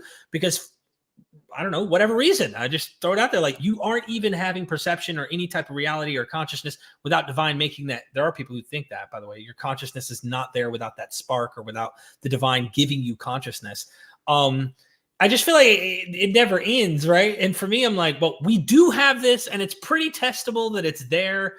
I'm going to try and rationalize to make the most sense of why, I guess. But anyway, yeah. Please. No, so there are three final things that I want to cover, before we move on. But one of them is just to shout out the paper, right? So people can search it up on Phil Papers, and you could just search. I think it's search up argument from psychophysical harmony, Brian Cutter, something like that. or Dustin Crummett, and it should come up on Phil Papers. So I recommend people check that out because, I mean, the informal gloss that I gave was precisely that. Firstly, it was informal, and secondly, it was a gloss. So Right. I don't want anyone saying, "Oh, well, actually, you missed this certain step in his argument." I don't want people saying that. So I Yeah, was and I giving don't even know their argument. I'm just tossing yeah, stuff at whatever you yeah, said. yeah. So I was just giving the rough idea of the argument. So that's the first thing to say, so that I'm not accused of misrepresentation. The second thing that I want to say is to go back. That would be a tangent. I'm not going to talk about that. The second and final thing that I'm going to say. So I said I was going to cover three. The second and yeah, final thing is one response that people have had to this argument is basically a kind of revenge problem. So like God's mind is very harmonious in various different ways. God presumably experiences like creating the world. God has a mind. God has a mind, and there's something it's like for God to create the world, for him to will something, and then there's a physical effect. It corresponds to what happened in his mind. He says, "Let there be light," and lo and behold, there is in fact light. So there's a kind of harmony here between God's conscious states and physical states of the world, as well as other states of God's mind. And it's at least conceivable that there are lots of different other gods, or at least divine-like beings, god-like beings, which had radically different, like, very, very disharmonious psychological states. And so if they're trying to solve the problem of psychophysical harmony with respect to humans by appealing to God, you might ask whether or not that problem just afflicts God himself. And the way that I think is the best way to cash out this argument is to say that this is a problem for the prior probability of their hypothesis. They're purchasing predictive power. They are predicting psychophysical harmony by positing a God. But like the prior probability of their hypothesis, you might argue, is correspondingly diminished because they have to build in a lot of psychophysical, they have to build in a lot of harmony into their hypothesis. And it's easily conceivable that there are tons of different ways in which a godlike being could be disharmonious. And so their hypothesis is only one godlike hypothesis among this huge array of disharmonious godlike hypotheses. And so it's like you've just relocated the improbability to the prior probability of the hypothesis, rather than, okay, fine, it predicts the data well, it predicts the psychophysical harmony well, but it's very improbable a priori that this godlike being would obtain with the psychophysical harmony that it has, as opposed to any of the vastly outnumbering disharmonious gods. So that's one response that people have given. I'm still trying to think about. Listen, I'm testing these sorts of things. I don't have a yeah. settled view on this argument. My view is actually shifting on this argument. Like I'm actively investigating it. It's a new argument, right? So I've only recently, in the past few months, been thinking about it deeply. So I don't know what to think about the argument yet. I mean, Yeah. so I I mean, just wanted immediately to mind with what you said, because I know you didn't exhaust it and maybe you accidentally didn't quite represent it. Who knows? I put the paper down there for people. When you mentioned that maybe the gods are also, who knows, right? What if they have all of these various experiences we don't know? We have no way of measuring that. The philosopher was Bernardo Kastrup that I was trying to get at. okay, I see. And he was trying to say something almost like this isn't equivalent to what you're saying, but in a way it's similar, that because we see so much chaos and disorder among order in the universe, technically the mind, which is behind it in his perception, which is God, because he had some, I'm no idealist at all, but like reality, we're not seeing things for what they really are. And is the tree making noise in the woods over there? If you're not there, did it even fall? These are questions. Like, if you're not perceiving it and it actually happens, then did it happen? These wild things that I have a hard time wrapping my head around is like reality. But like he makes the point that the mind, it's not sure. It's trying to figure things out. So technically, in his point, God isn't sure and God doesn't really know what it's doing. It's a mind, which is like, I mean, at least he's trying to match reality from our experience of reality and chaos, while it's still got order and chaos at the same time. That's also a reflection of the mind of the thing that made the world, which is more plausible to me than trying to come up with some hiccup saying this immovable, perfect being, and then like all this bad comes from it. And it's like, maybe this God's got some problems. What if God's got a tobacco problem or something? And next thing you know, humans have it. I'm just exactly. So yeah, so just for the audience, again, I was giving an informal gloss of that, and Again, I don't quite know what to think about the argument. So the objection that I was just raising, again, if you listened back to it as I was articulating it, I was saying like, well, you might think this, you might object this way. One might think this. So I don't want to take a stand here, a firm stand on whether or not that objection succeeds. I just want to give people tools to think critically about these questions. That's my goal here, to give you guys tools to think about these things. So thank you. And thank you for letting me even butt in and say things. I'm interested in your thoughts. Converse Contender is in the house. Thank you for that support. Joe, do you sympathize with the point non-believers say non-coercive consent is most important in interactions, but with God, that freedom shouldn't be preferred? You might want to reread that. So yeah. So do you sympathize with the point non-believers say non-coercive consent is most important in interactions, but with God, that freedom shouldn't be preferred? Yeah, so I guess the idea is that. So I wonder what he means by preferred, or I wonder what they mean. I wonder what they mean by preferred. Shouldn't be attributed to God, maybe. So like, sorry, I'm trying to work through a lot of times. I think if I'm going to wrap my head around, I think what Converse is saying, and if you're still here, Converse, maybe you can add something to this. Is non-believers are saying like you shouldn't coerce, like there should be like the participant or the person should be consensual in whatever the act is. We shouldn't coerce it. But with God, that freedom shouldn't be preferred. I'm trying to contrast here, but I'm a little confused. Oh, okay. So like when God interacts with us, maybe the idea is that when God interacts with us, the kind of non-coercive consent doesn't matter as much as when we would interact with each other. Like it's pretty important that I don't coerce you to doing things against your will. In general, that's important and that's valuable. But maybe the idea is that with God, like he can violate that. I don't know. Sorry, I'm trying to understand this. I am too. And Converse, look, we'll come back to it. Please, everyone remind me. Converse, you got to be in the chat because I really want to answer this. Please type out, give us a little more context so I actually can fairly have this answered. Yeah, and listen, like it's difficult because we only have, like I've been in this place before where you only have so long, you only have such a short message to type your thing, so it's really hard to convey ideas. So I just want to sympathize with Converse that right. I can understand that it's actually difficult to convey these things through YouTube. It's difficult. So. Well, I'll try and look out for Converse here after the Bradford Baldwin super chat. So I'm scrolling back up. We'll hit the next one. We'll start it. We'll try and blast through these super chats here because we got quite a few actually. If that's okay with you, Joe. Yeah, that's fine. We're gonna. I swear to everything, everybody better subscribe to his YouTube channel. Remember, you don't want your mutation, to like fail. Okay, and for those who are theists, do you really think hot lava's fun? And then of course get the book. Please get the book. So. There's something for each person in the chat. If you don't subscribe to Joe's channel, I'm coming for you. All right, here we go. I'm still scrolling up. Holy smokes, the chat is on fire tonight. Like, hold on. Did I go all the way up? Okay, hold on. I did. I'm sorry. Okay, scrolling back down. I passed it. That's why I was like, my gosh, there's so many people in the chat. Sorry, Joe. It's all good. Almost there. Hit the like button while you're here so that the YouTube gods will check us out. Matthew Pop, is Abrahamic God supposed to have a greater consciousness than us? Wouldn't our mind seem like a rock or a clam compared to his omni-consciousness? Yeah, I mean, we really would kind of seem like that. I mean, God is often said to be like infinite, right? Like God's mind is so cognitively superior to ours, and so much more valuable, so much vaster, so much more knowledgeable.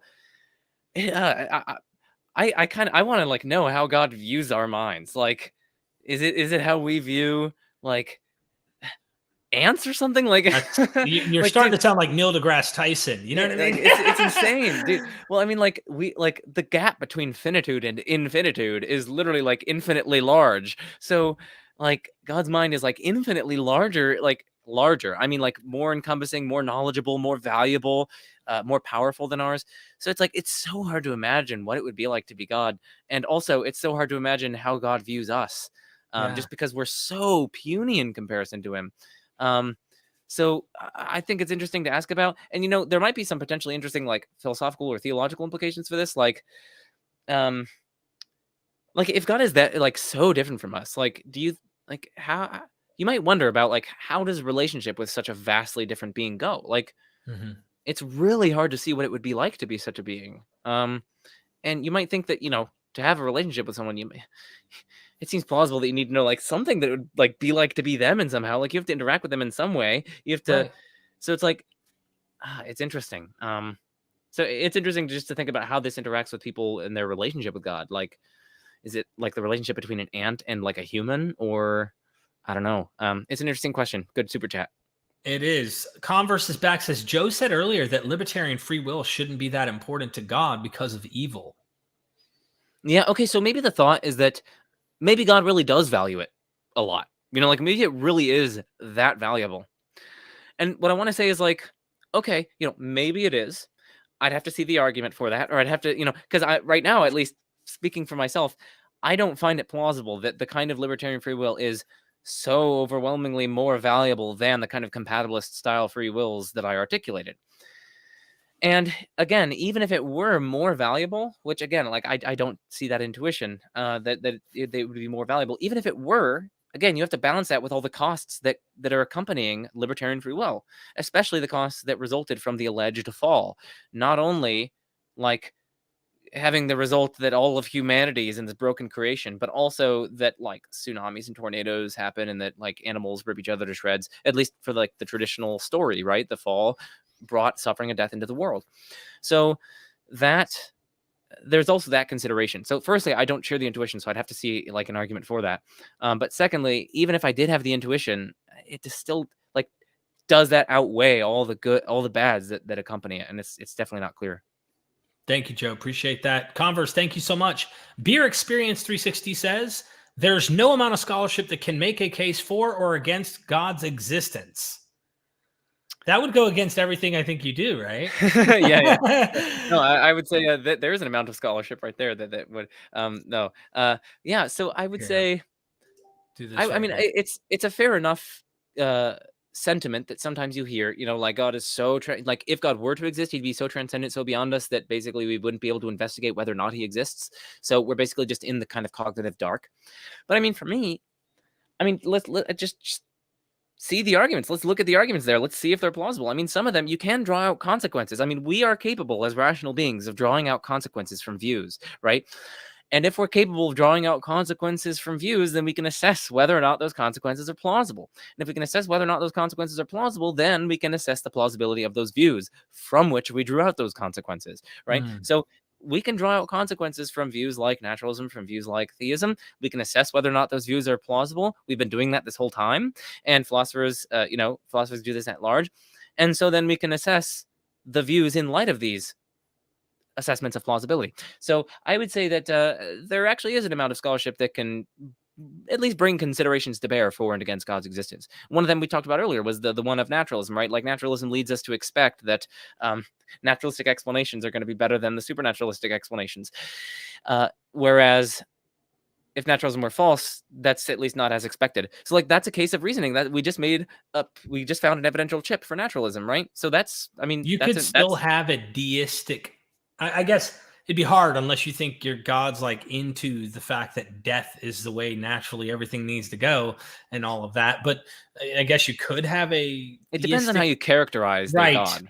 Exactly, because you could go anywhere. That's the thing about it. The trouble is you can almost make, well, to God, what we suffer is nothing to it. So, you could have a God who's totally okay with death and suffering and illness, and yet you still enjoy certain things. You like that cup of coffee, didn't you? I know you didn't like getting punched in the face, but like that cup of coffee though, right? So, you can almost do anything. And that's why my head, when I start philosophizing, as I called it, I was like, this is like almost mental masturbation. You can do so many different things in your head. Yeah, I think it depends upon the characterization of the view. Like, depending on how we characterize the view, we can draw out different consequences. And also, depending on how you characterize the view, it could be more or less intrinsically probable. Like if you're characterizing this being as having like this super duper powerful desire just to produce Gouda cheese or whatever, and that's all, Like, that's a very immodest hypothesis. You're ascribing a very particular kind of desire to this being, and like why that desire as opposed to any other. Like, this is just a monumentally improbable hypothesis, just because of how immodest it is. So like, we can tease out consequences of views, we can assess them for their intrinsic plausibility by looking at their modesty, by looking at how coherent they are internally, etc. So I really do think scholarship can be brought to bear on these sorts of questions. I agree. I just think if we try hard enough, we can almost make things. That is true. If we don't have anything to ground it, though, like you said, I mean, you're kind of just making stuff up. So yeah, if you push hard enough, the square peg will go into the round hole. I mean, exactly. even if you break the toy, it's gonna happen. I see a lot of broken toys. Scott Milligan, thank you for the super chat. Do you think classical theism or theistic personalism is a better theory? I'm Christian, undergoing deconstruction. Thanks to both you guys. Awesome work. Thank you. I really appreciate the support. It's a good question. So classical theism is the model of God. So a model of God, that's just like a way of viewing God, his nature, and his relation to the world. So it's just like a way of viewing God. It's like a theory about God. So classical theism is a model of God. And yeah, it's the one that I articulated earlier. It's like saying, yeah, hey, God's perfect. He's, omniscient, omnipotent, etc. He's the creator of everything ex nihilo. Okay, yeah, that's true. But also, God's like radically transcendent. He's simple in that sense. He's identical to everything that's intrinsic to him. He is immutable. He's impassible. He can't be affected by anything, and he's timeless. By contrast, this moniker, theistic personalism, is usually used to refer to views that affirm a lot of classical theism. So they say, yes, God is omniscient. Yes, God is omnipotent. Yes, God is the creator and sustainer of everything outside of himself. Yes, God's perfect, etc. But he's not like timeless. He undergoes succession. He exists in time. He might be passable, so he might be able to be affected by our prayers, for instance. He is not immutable, so he can change in certain ways. He can't change in his essential nature, of course, but might like gain new knowledge or things like that. Yeah, so like that's the kind of what people often call theistic personalism. The reason I'm putting this in air quotes is because I actually think this is a really unhelpful characterization of non-classical theistic views, because it sets out classical theism as opposed to theistic personalism. But the problem, though, is that classical theism still views God as a person, right? And so in some sense, it's a personalism. Of course, God's not a person in exactly the same sense that you and I are, right? He's identical to his personhood, and he's also identical to his omniscience and omnipotence. So he's a very different person from how we are. But he's still a person under classical theism, right? He still has an intellect. He still has a will. He makes choices, albeit timelessly. But do you think that misunderstanding happens because when you look at more of the Platonic, highest form God, it almost doesn't sound personal? It looks impersonal. Let's be honest. It kind of looks impersonal, but like at least so. Let's set aside the appearances and let's look at what the classical theists themselves want to hold. They want to say, okay, God really is personal. And so that's why I think that just the term is misleading, because their God really is personal. He's like a mind. He's identical to his mind. He's identical to his intellect. He's identical to his will. Something which has an intellect, will, knowledge, makes choices, loves things. That's obviously personal. So that's why I think it's misleading if you characterize classical theism as opposed to theistic personalism. So that's why I don't usually like the terminology. I just call the other models of God like non-classical theistic. And then you can get into very specific models. Like open theism is a certain non-classical theistic model of God, right? It's God doesn't have comprehensive foreknowledge of the future. You're basically adding in that claim. So you can get to very specific, like panentheism is another non-classical model. Pantheism is another non-classical model. You can get into these various more specific non-classical models. But the way that I carve up the terrain is classical and non-classical. I think it's much better. It's not misleading.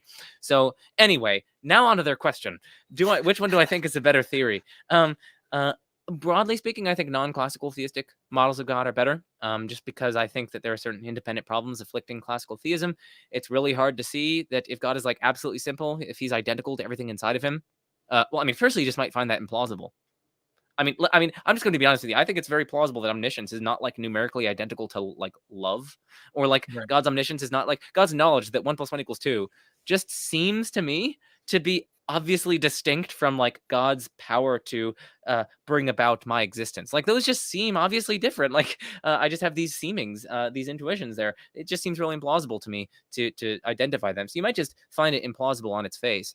But also, there are a bunch of different arguments that you could level against it. So you might think that the facts themselves change, like dinosaurs used to exist, but they no longer exist. So dinosaurs went out of existence. But if God's omniscient, then he's going to have to change in his knowledge. He's going to have to go from not knowing, he's going to have to go from knowing that dinosaurs exist because they do exist to not knowing that they exist because they don't in fact exist, right? So he's going to have to change in his knowledge. He's going to have to go from knowing that they exist to knowing that they don't exist. And so if God changes in his knowledge, you might think that there has to be some sort of succession in his life, right? He has to change in some ways to go from knowing one thing to knowing another. And then so he can't be timeless. He has to undergo some kind of succession. So you might think that there are a bunch of different arguments here. And these are some reasons why I would adopt a non-classical theistic model of God if I were a theist. Thank you so much for that. Appreciate that. SP says, what are your thoughts on Neoplatonist conception of God cosmology as outlined by Plotinus or Porphyry? Yeah. So as I understand it, Plotinus at least has the Neoplatonic. Well, he doesn't call it the Neoplatonic, obviously. Well, he might. Let me take that back. He calls it the One. Let me just sit back and just say that Matrix. that's a dope. That is a dope name. The One. Like, and it's a capital O. Like, that's cool. The One. That is this like absolutely simple, transcendent unity. It's absolutely simple. It's non-composite, and it like in some manner explains the diverse array of things and keeps them together in being because everything else is composite, and it's this absolutely simple being or reality. So that you could call that God. I tend to think that it's impersonal, but set that aside. You could call it God, and then there's so that's the first hypostasis or whatever, and then there's the second hypostasis, which I think is nous or mind, and this is the first like emanation from the One, right? So the One is this absolutely simple reality. It emanates, it burps out of itself, it necessitates the existence of this transcendent mind, or nous, and in this transcendent mind or nous reside the Platonic forms, right? The like the abstract universals and properties and things like that. They exist as I think ideas in this mind, and so then you have that's the second hypostasis or whatever, and then the third hypostasis or whatever, the third thing that in the order of being that exists is what is it? The world soul or something? I think that's what they call it, and. Yeah, and I don't know what the world soul is, but I know that it's there. So like they have this like three hypostases in kind of a this is at least Plotinus' view, I'm pretty sure. Sorry, I'm really having to go back to my knowledge of the like ancient and medieval philosophy that I studied in Purdue. So so I'm going off of memory here. But yeah, he had this weird view where there are these three hypostases. It's the One, nous or the mind, and then the world soul, I think. And okay, cool, interesting. I don't see any reason to believe that that's true. That's my thought. Right. Those are my thoughts. I'm going to be honest with you. Yeah, I don't think that it's very motivated. And actually, for those interested, there's a Neoplatonic argument in this book. And it's a Neoplatonic argument inspired from the writings of Plotinus. And I think it's chapter 9, I'm guessing. If you can click on that, I think it's chapter 9. Neoplatonic proof, number 9. Yeah, Neoplatonic proof. So they're You're basically omniscient. Yep. Yeah, the idea in that is basically to argue that, hey, things that are composite, they require some kind of sustaining cause, and ultimately you have to get to some first non-composite cause of everything else. And so that's kind of the One, right? That's this absolutely simple being, and then, defenders of the argument try to say that that's godlike. And I criticize the argument in there, and I have some citations of Plotinus's Aeneads in there. So if people are interested in Plotinus and the Neoplatonic proof, they can check that out. Yeah. Awesome. I just posted that again in the chat. We're going to try and blast through these so that we can get to seeing the update of your subscriber count here. Chat GPT, discuss Marx's Opium of the Masses, please. Oh, man. You guys are asking things that are so far outside of my like normal area of operation. So I think Marx's idea there was something like religion is a tool that the capitalists use to basically keep people from rising up against their atrocious conditions. They're basically being oppressed by the bourgeois. I'm talking about the proletariat. The proletariat are being oppressed by the bourgeois. And basically the bourgeois, the capitalists, are wielding religion to keep the people pacified in some sense, to keep them focused on otherworldly goods and benefits rather than focused on the here and now and their terrible conditions here and now. Like, hey, you're suffering here and now, but going to be rewarded in the afterlife. So it basically Right. makes them more resistant to or at least, you know, it pacifies them, it appeases them, it makes them less likely to rise up and engage in revolution. Okay, that's about the extent of my knowledge on Marx and the opium of the masses. What do I think about that? Is that plausible? Is there empirical evidence for that? I don't know. That's an empirical claim. It's an empirical claim Right. about like the role of religion in society and about how it's employed by a certain class in society, the bourgeois, the capitalists. It's an empirical claim, and that would need empirical evidence. As far as I'm aware, Marx didn't present empirical evidence for that. And I think, who was it? Karl Popper that criticized a lot of aspects of Marxism for being totally unfalsifiable and just, you know, these kind of armchair theorizing about political matters without empirical evidence. So I mean that's my thought. This is an empirical claim, and I doubt, is there empirical evidence for it? I don't know. I'm kind of, you can color me skeptical. Thank you so much, Joe. My personal musings. I came late on the stream. Has Joe discussed Maimonides?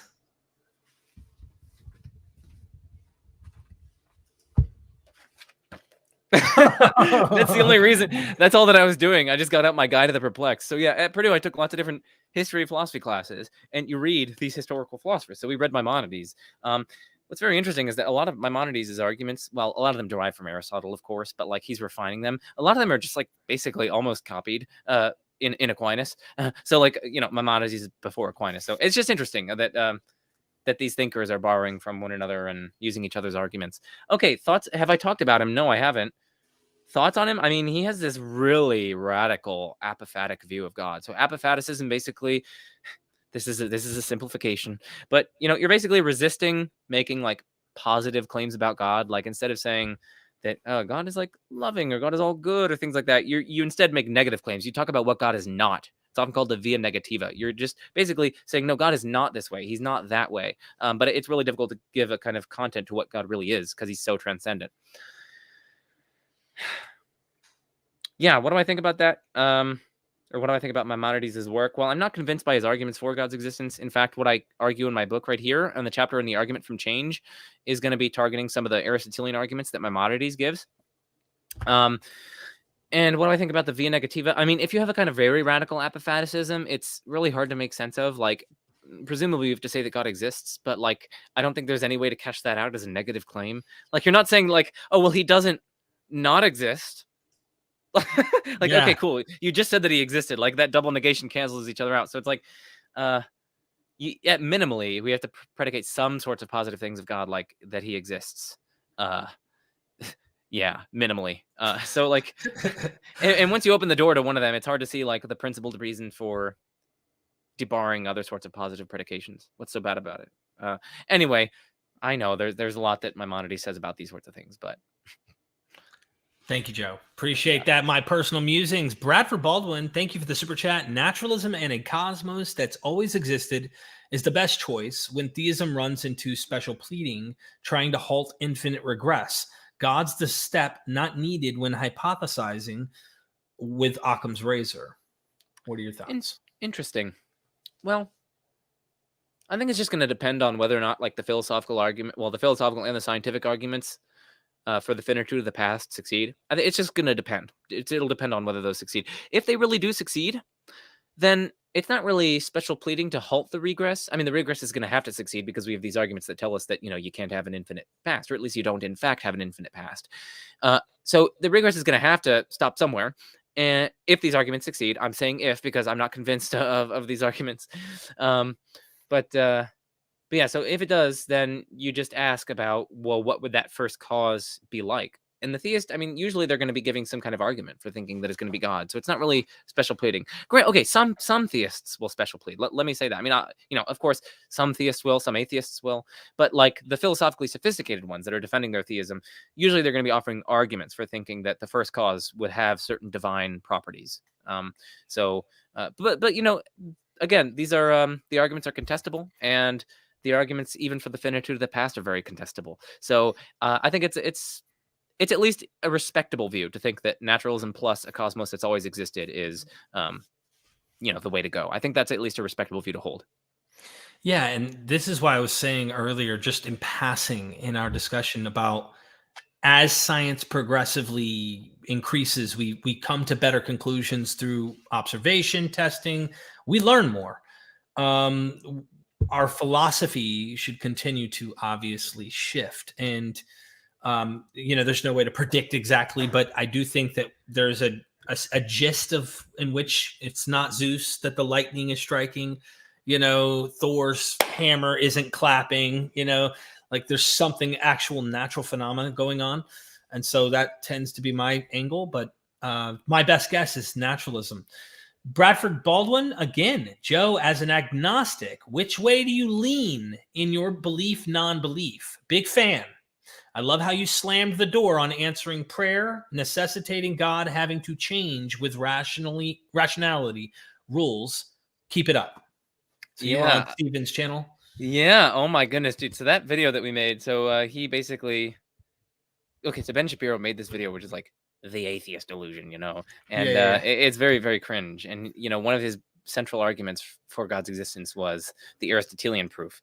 And guess who has like 4 chapters on the Aristotelian proof in here, criticizing it from every single angle? Me. So I was, so I've criticized it in print a lot. And I've even interacted with the progenitor of the argument, Edward Fazer. So both in print and on blogs and things like that. So, I was like, well, this video kind of triggered me. And so I was like, and Stephen knows about my scholarly work, because we've been working on this Kalam series. So he knows that I published this book. And he was like, well, hey, Joe, I'm making a video on this atheist delusion thing, and I'm going to cover the argument from change. What do you think if I interview you, ask you about some of your criticisms of it? And I was like, okay, yeah, let's do it. So he interviewed me for about an hour. Then he made the video and included clips in me in it. So, and it got like 100, it's at like 120K or something like that at this point. I know. So I'm very happy about that. It's did it get any book sales? Did it help? Oh, I don't know. Okay. I don't know. Yeah. That's Springer's information. I can ask my editor about that, but I don't really care. Yeah. So yeah, where do you lean? Where do you lean as an agnostic? Yeah, so someone asked earlier, sort of a similar question, like where I say that the evidence is roughly counterbalanced, but is there a way that I lean? Not really. I mean, it's all just very unclear to me where the evidence goes, and because of that, it's unclear to me where I should lean. I mean, listen, I if we could talk about desires, right? I mean, I don't base my beliefs off of desires, just merely wanting something to be true. But if someone's asking me about that, I mean, I wish that there would be a God who could redeem this broken creation, Right. this truly perfect being, not a being that commands genocide or that drowns babies, but a truly perfect being that can redeem creation, that can restore even people like Stalin, right? The person can be punished. Stalin can be punished. Hitler can be punished. These people can be punished. But a God that's able to redeem them and to restore them to union with the people that they harmed, to bring ultimate forgiveness, to bring about character change in Stalin and Hitler and these terrible people. That's just such a beautiful view of reality, that the horrendous people getting what they deserve, being punished, and then being restored to the rest of people, to God, and being unified in God and in perfect bliss. I just think that's a really desirable view of reality. And so where do my desires lean? I mean, they obviously lean towards theism. I wish that sort of view could be true, where there's ultimate restoration for everything. Everything is ultimately redeemed. Is it true? I don't know.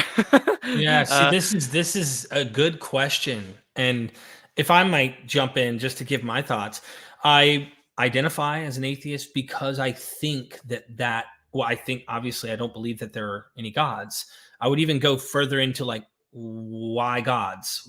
I'm looking at it naturally. We now know evolution's true, right? You and me have already agreed on this and discussing this. I also see natural phenomena and natural explanations for why humans would cognitively come to assuming other minds or agency where there isn't any, things like this that come up with why we posit certain things, whether it be animism to polytheism and the development of human history to where we are with monotheism and philosophizing God with all this time on our hands to try and figure things out. And so for me, while I think a certain way, I'm like you in the sense, as an atheist, you don't probably hear many people who have that title, because I think we get pigeonholed a lot and then nobody wants to hear what you have to say. I wish the world wasn't the way that it was. I wish there wasn't suffering. And in fact, I wished that there was this afterlife of being able to live in a utopia state or something. Like, I would love for all of that to be true, but I also don't live wishful thinking. I try to live my reality. I've suffered quite a bit in my past with addiction. I know what it's like. And so I think while it's cool to like hypothetically wish these things, I play video games sometimes. The ones I love the most are the RPGs that I get lost in a world. And in that world, there's magic, there's elves, there's, you know, whatever the game might be. It's not real. I enjoy playing in it. I like thinking, ha ha ha. But like in reality, in the world that I live in, I know not to think those are true, especially because it might harm my perception of the world that I'm actually living in. And how can I best adjust to reality here?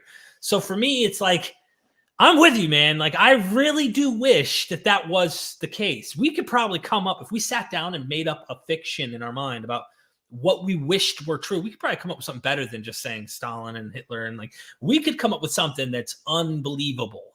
It's just amazing. But I don't see the evidence pointing in that direction. And if there is, I just, you know, I guess we'll find out when it's over, as people like to say. And I don't know. I don't know.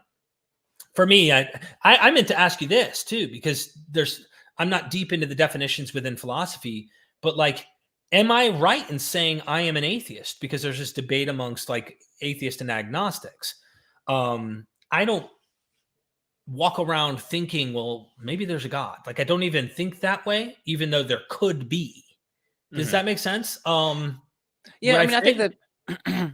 So here's how philosophers use the terms. Okay. There are different communities, right? So like philosophers can use terms differently than how like an internet community uses terms, and like that's okay. This is language; it's very complex, and I've grown to not really care about that anymore. But like as philosophers use the terms, here's how they do it. Whenever you have a proposition, whenever you have a claim, a statement like dogs exist or God exists, you could either believe it.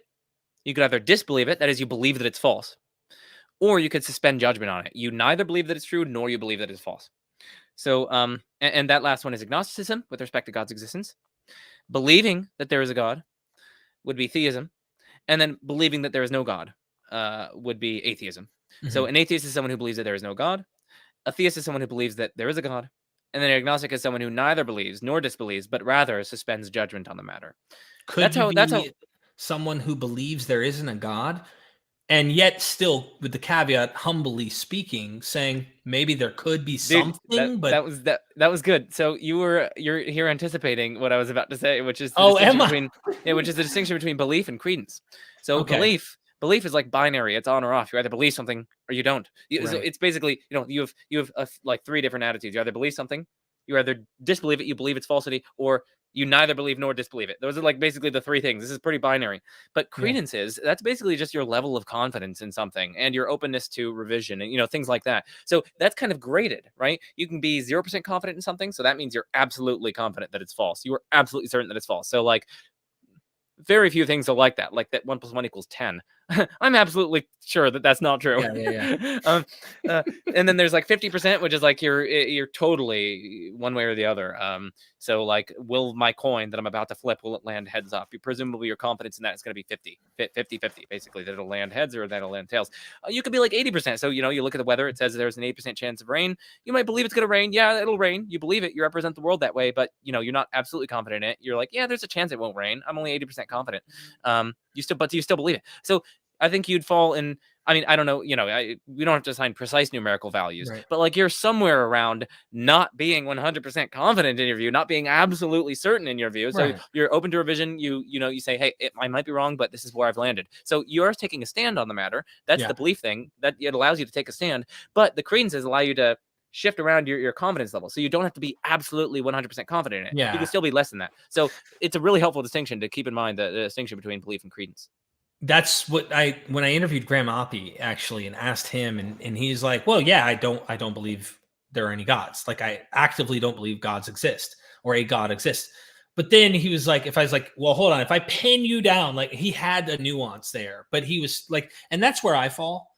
Like, I think that we're still using this word God. We have this baggage of this idea that I think is still carried over. And being philosophized, and then of course being something to try and explain existence or why there's anything and all that stuff. So thank you for answering that. So would you, as someone who's in philosophy, like this is your study, would you say that it's fair to say I'm an atheist, not in just a colloquial, like definitional term that people want to say, well, I lack belief in God or something like that, because that might fit within the gradients there, but like, what do you think? Is it fair to say, hey, I'm an atheist? Yeah, under the philosophical account that I gave earlier, I think, given what you said, yeah, you'd qualify as that. Okay. Could be wrong. Could be wrong. I mean, I am kind of omniscient, though, so I'm just kidding. Sentinel Apologetics in the house. Joe, in regards to Converse, his question, and the fall, introducing, what is this, Chaos Conf into the world, scholars like Leibniz, Yeah. Leibniz argued that the fall didn't introduce it, but that God already created it in Genesis 1. Yeah, so there are different views on offer here, which is good to keep in mind. There are theists who, for instance, reject young Earth creationism. They don't believe in a literal.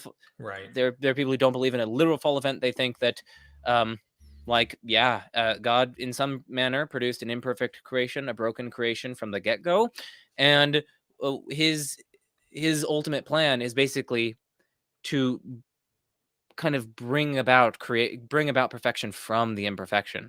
It's a kind of grand upwards arc. It's a kind of narrative arc that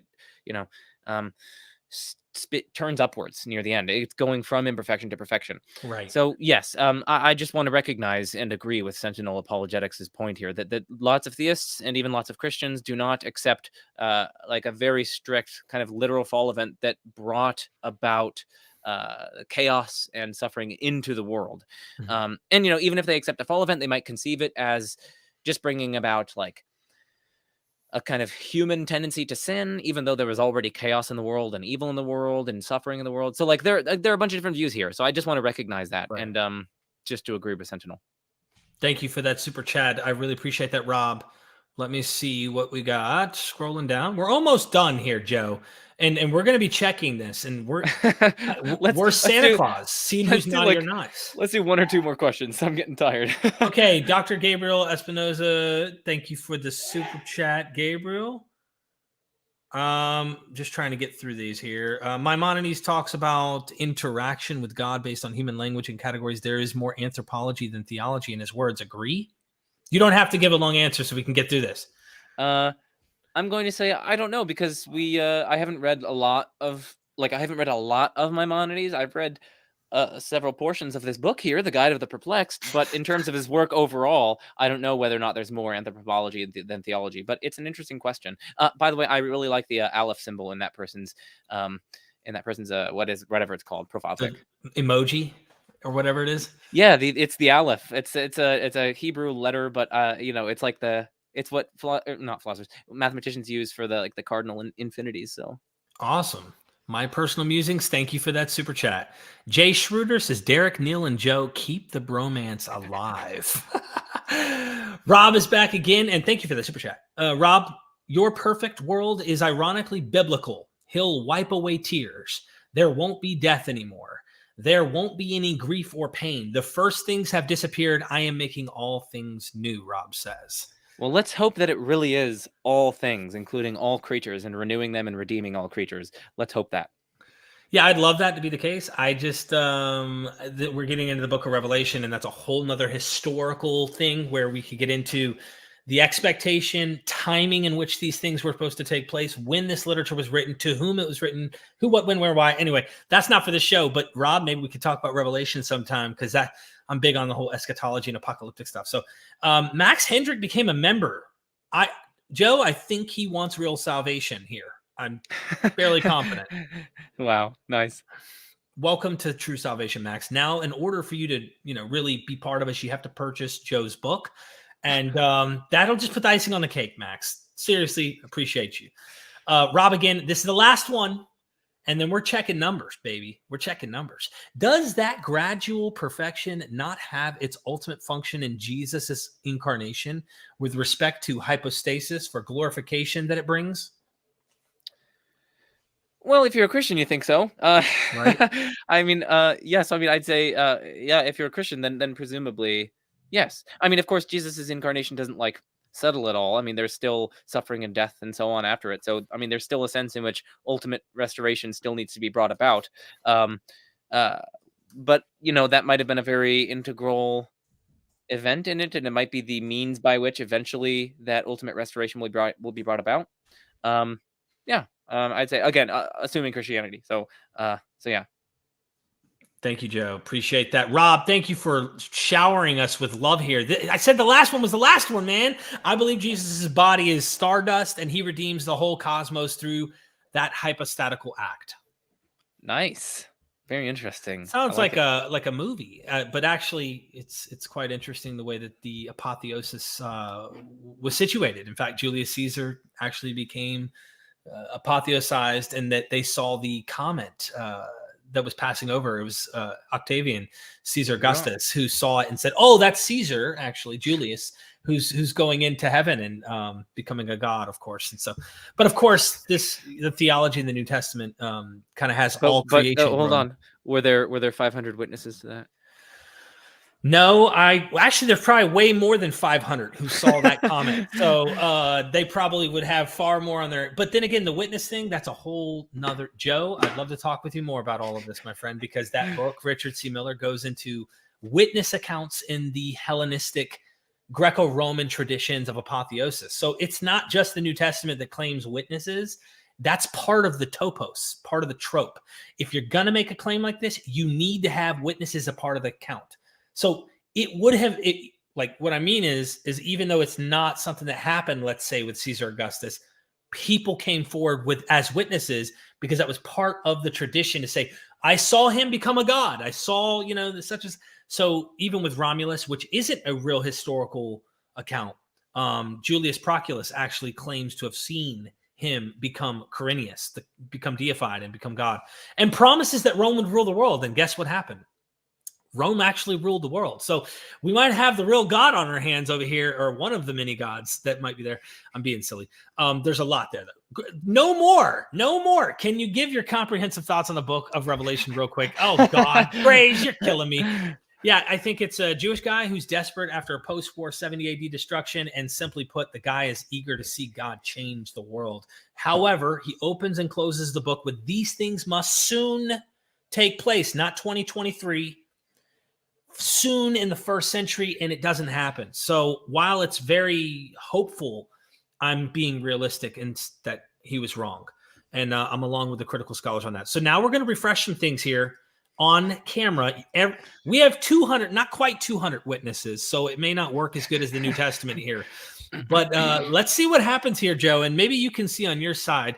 Have you subscribed? You have 10 seconds, and I'm counting with Mississippi in it, to give you the opportunity to subscribe right now to Joe so we can see what happens. 10 Mississippi, 9 Mississippi, 8 Mississippi, 7 Mississippi, 6 Mississippi. Notice I'm from Mississippi. No, I'm not really from Mississippi. 5 Mississippi, 4 Mississippi, 3 Mississippi, 2 Mississippi, uno Mississippi. Here we go. I had to do it, man. We had to see. Oh, I was hoping 14.4, but dude, okay. It went up, but that's still really good. Well, thank you guys all for doing that. I do appreciate it. I really do. Thank you, man. Really appreciate you. I hope everybody enjoyed. Please sub to his YouTube channel, get his books, and that way he goes, all right, when Derek hits me up, because he's so long-winded and we have such long streams, I won't hate the guy. You know what I mean? Any final words from you? No, I mean, I just want to thank you for having me on and, shouting my stuff out. I really do appreciate it. And I enjoyed the conversation, and yeah, keep doing what you're doing. Thanks. Thanks, Joe. Everybody, I really appreciate you. Check out our Patreon, help support us. I do a lot of content there, and there's so many projects we have coming up.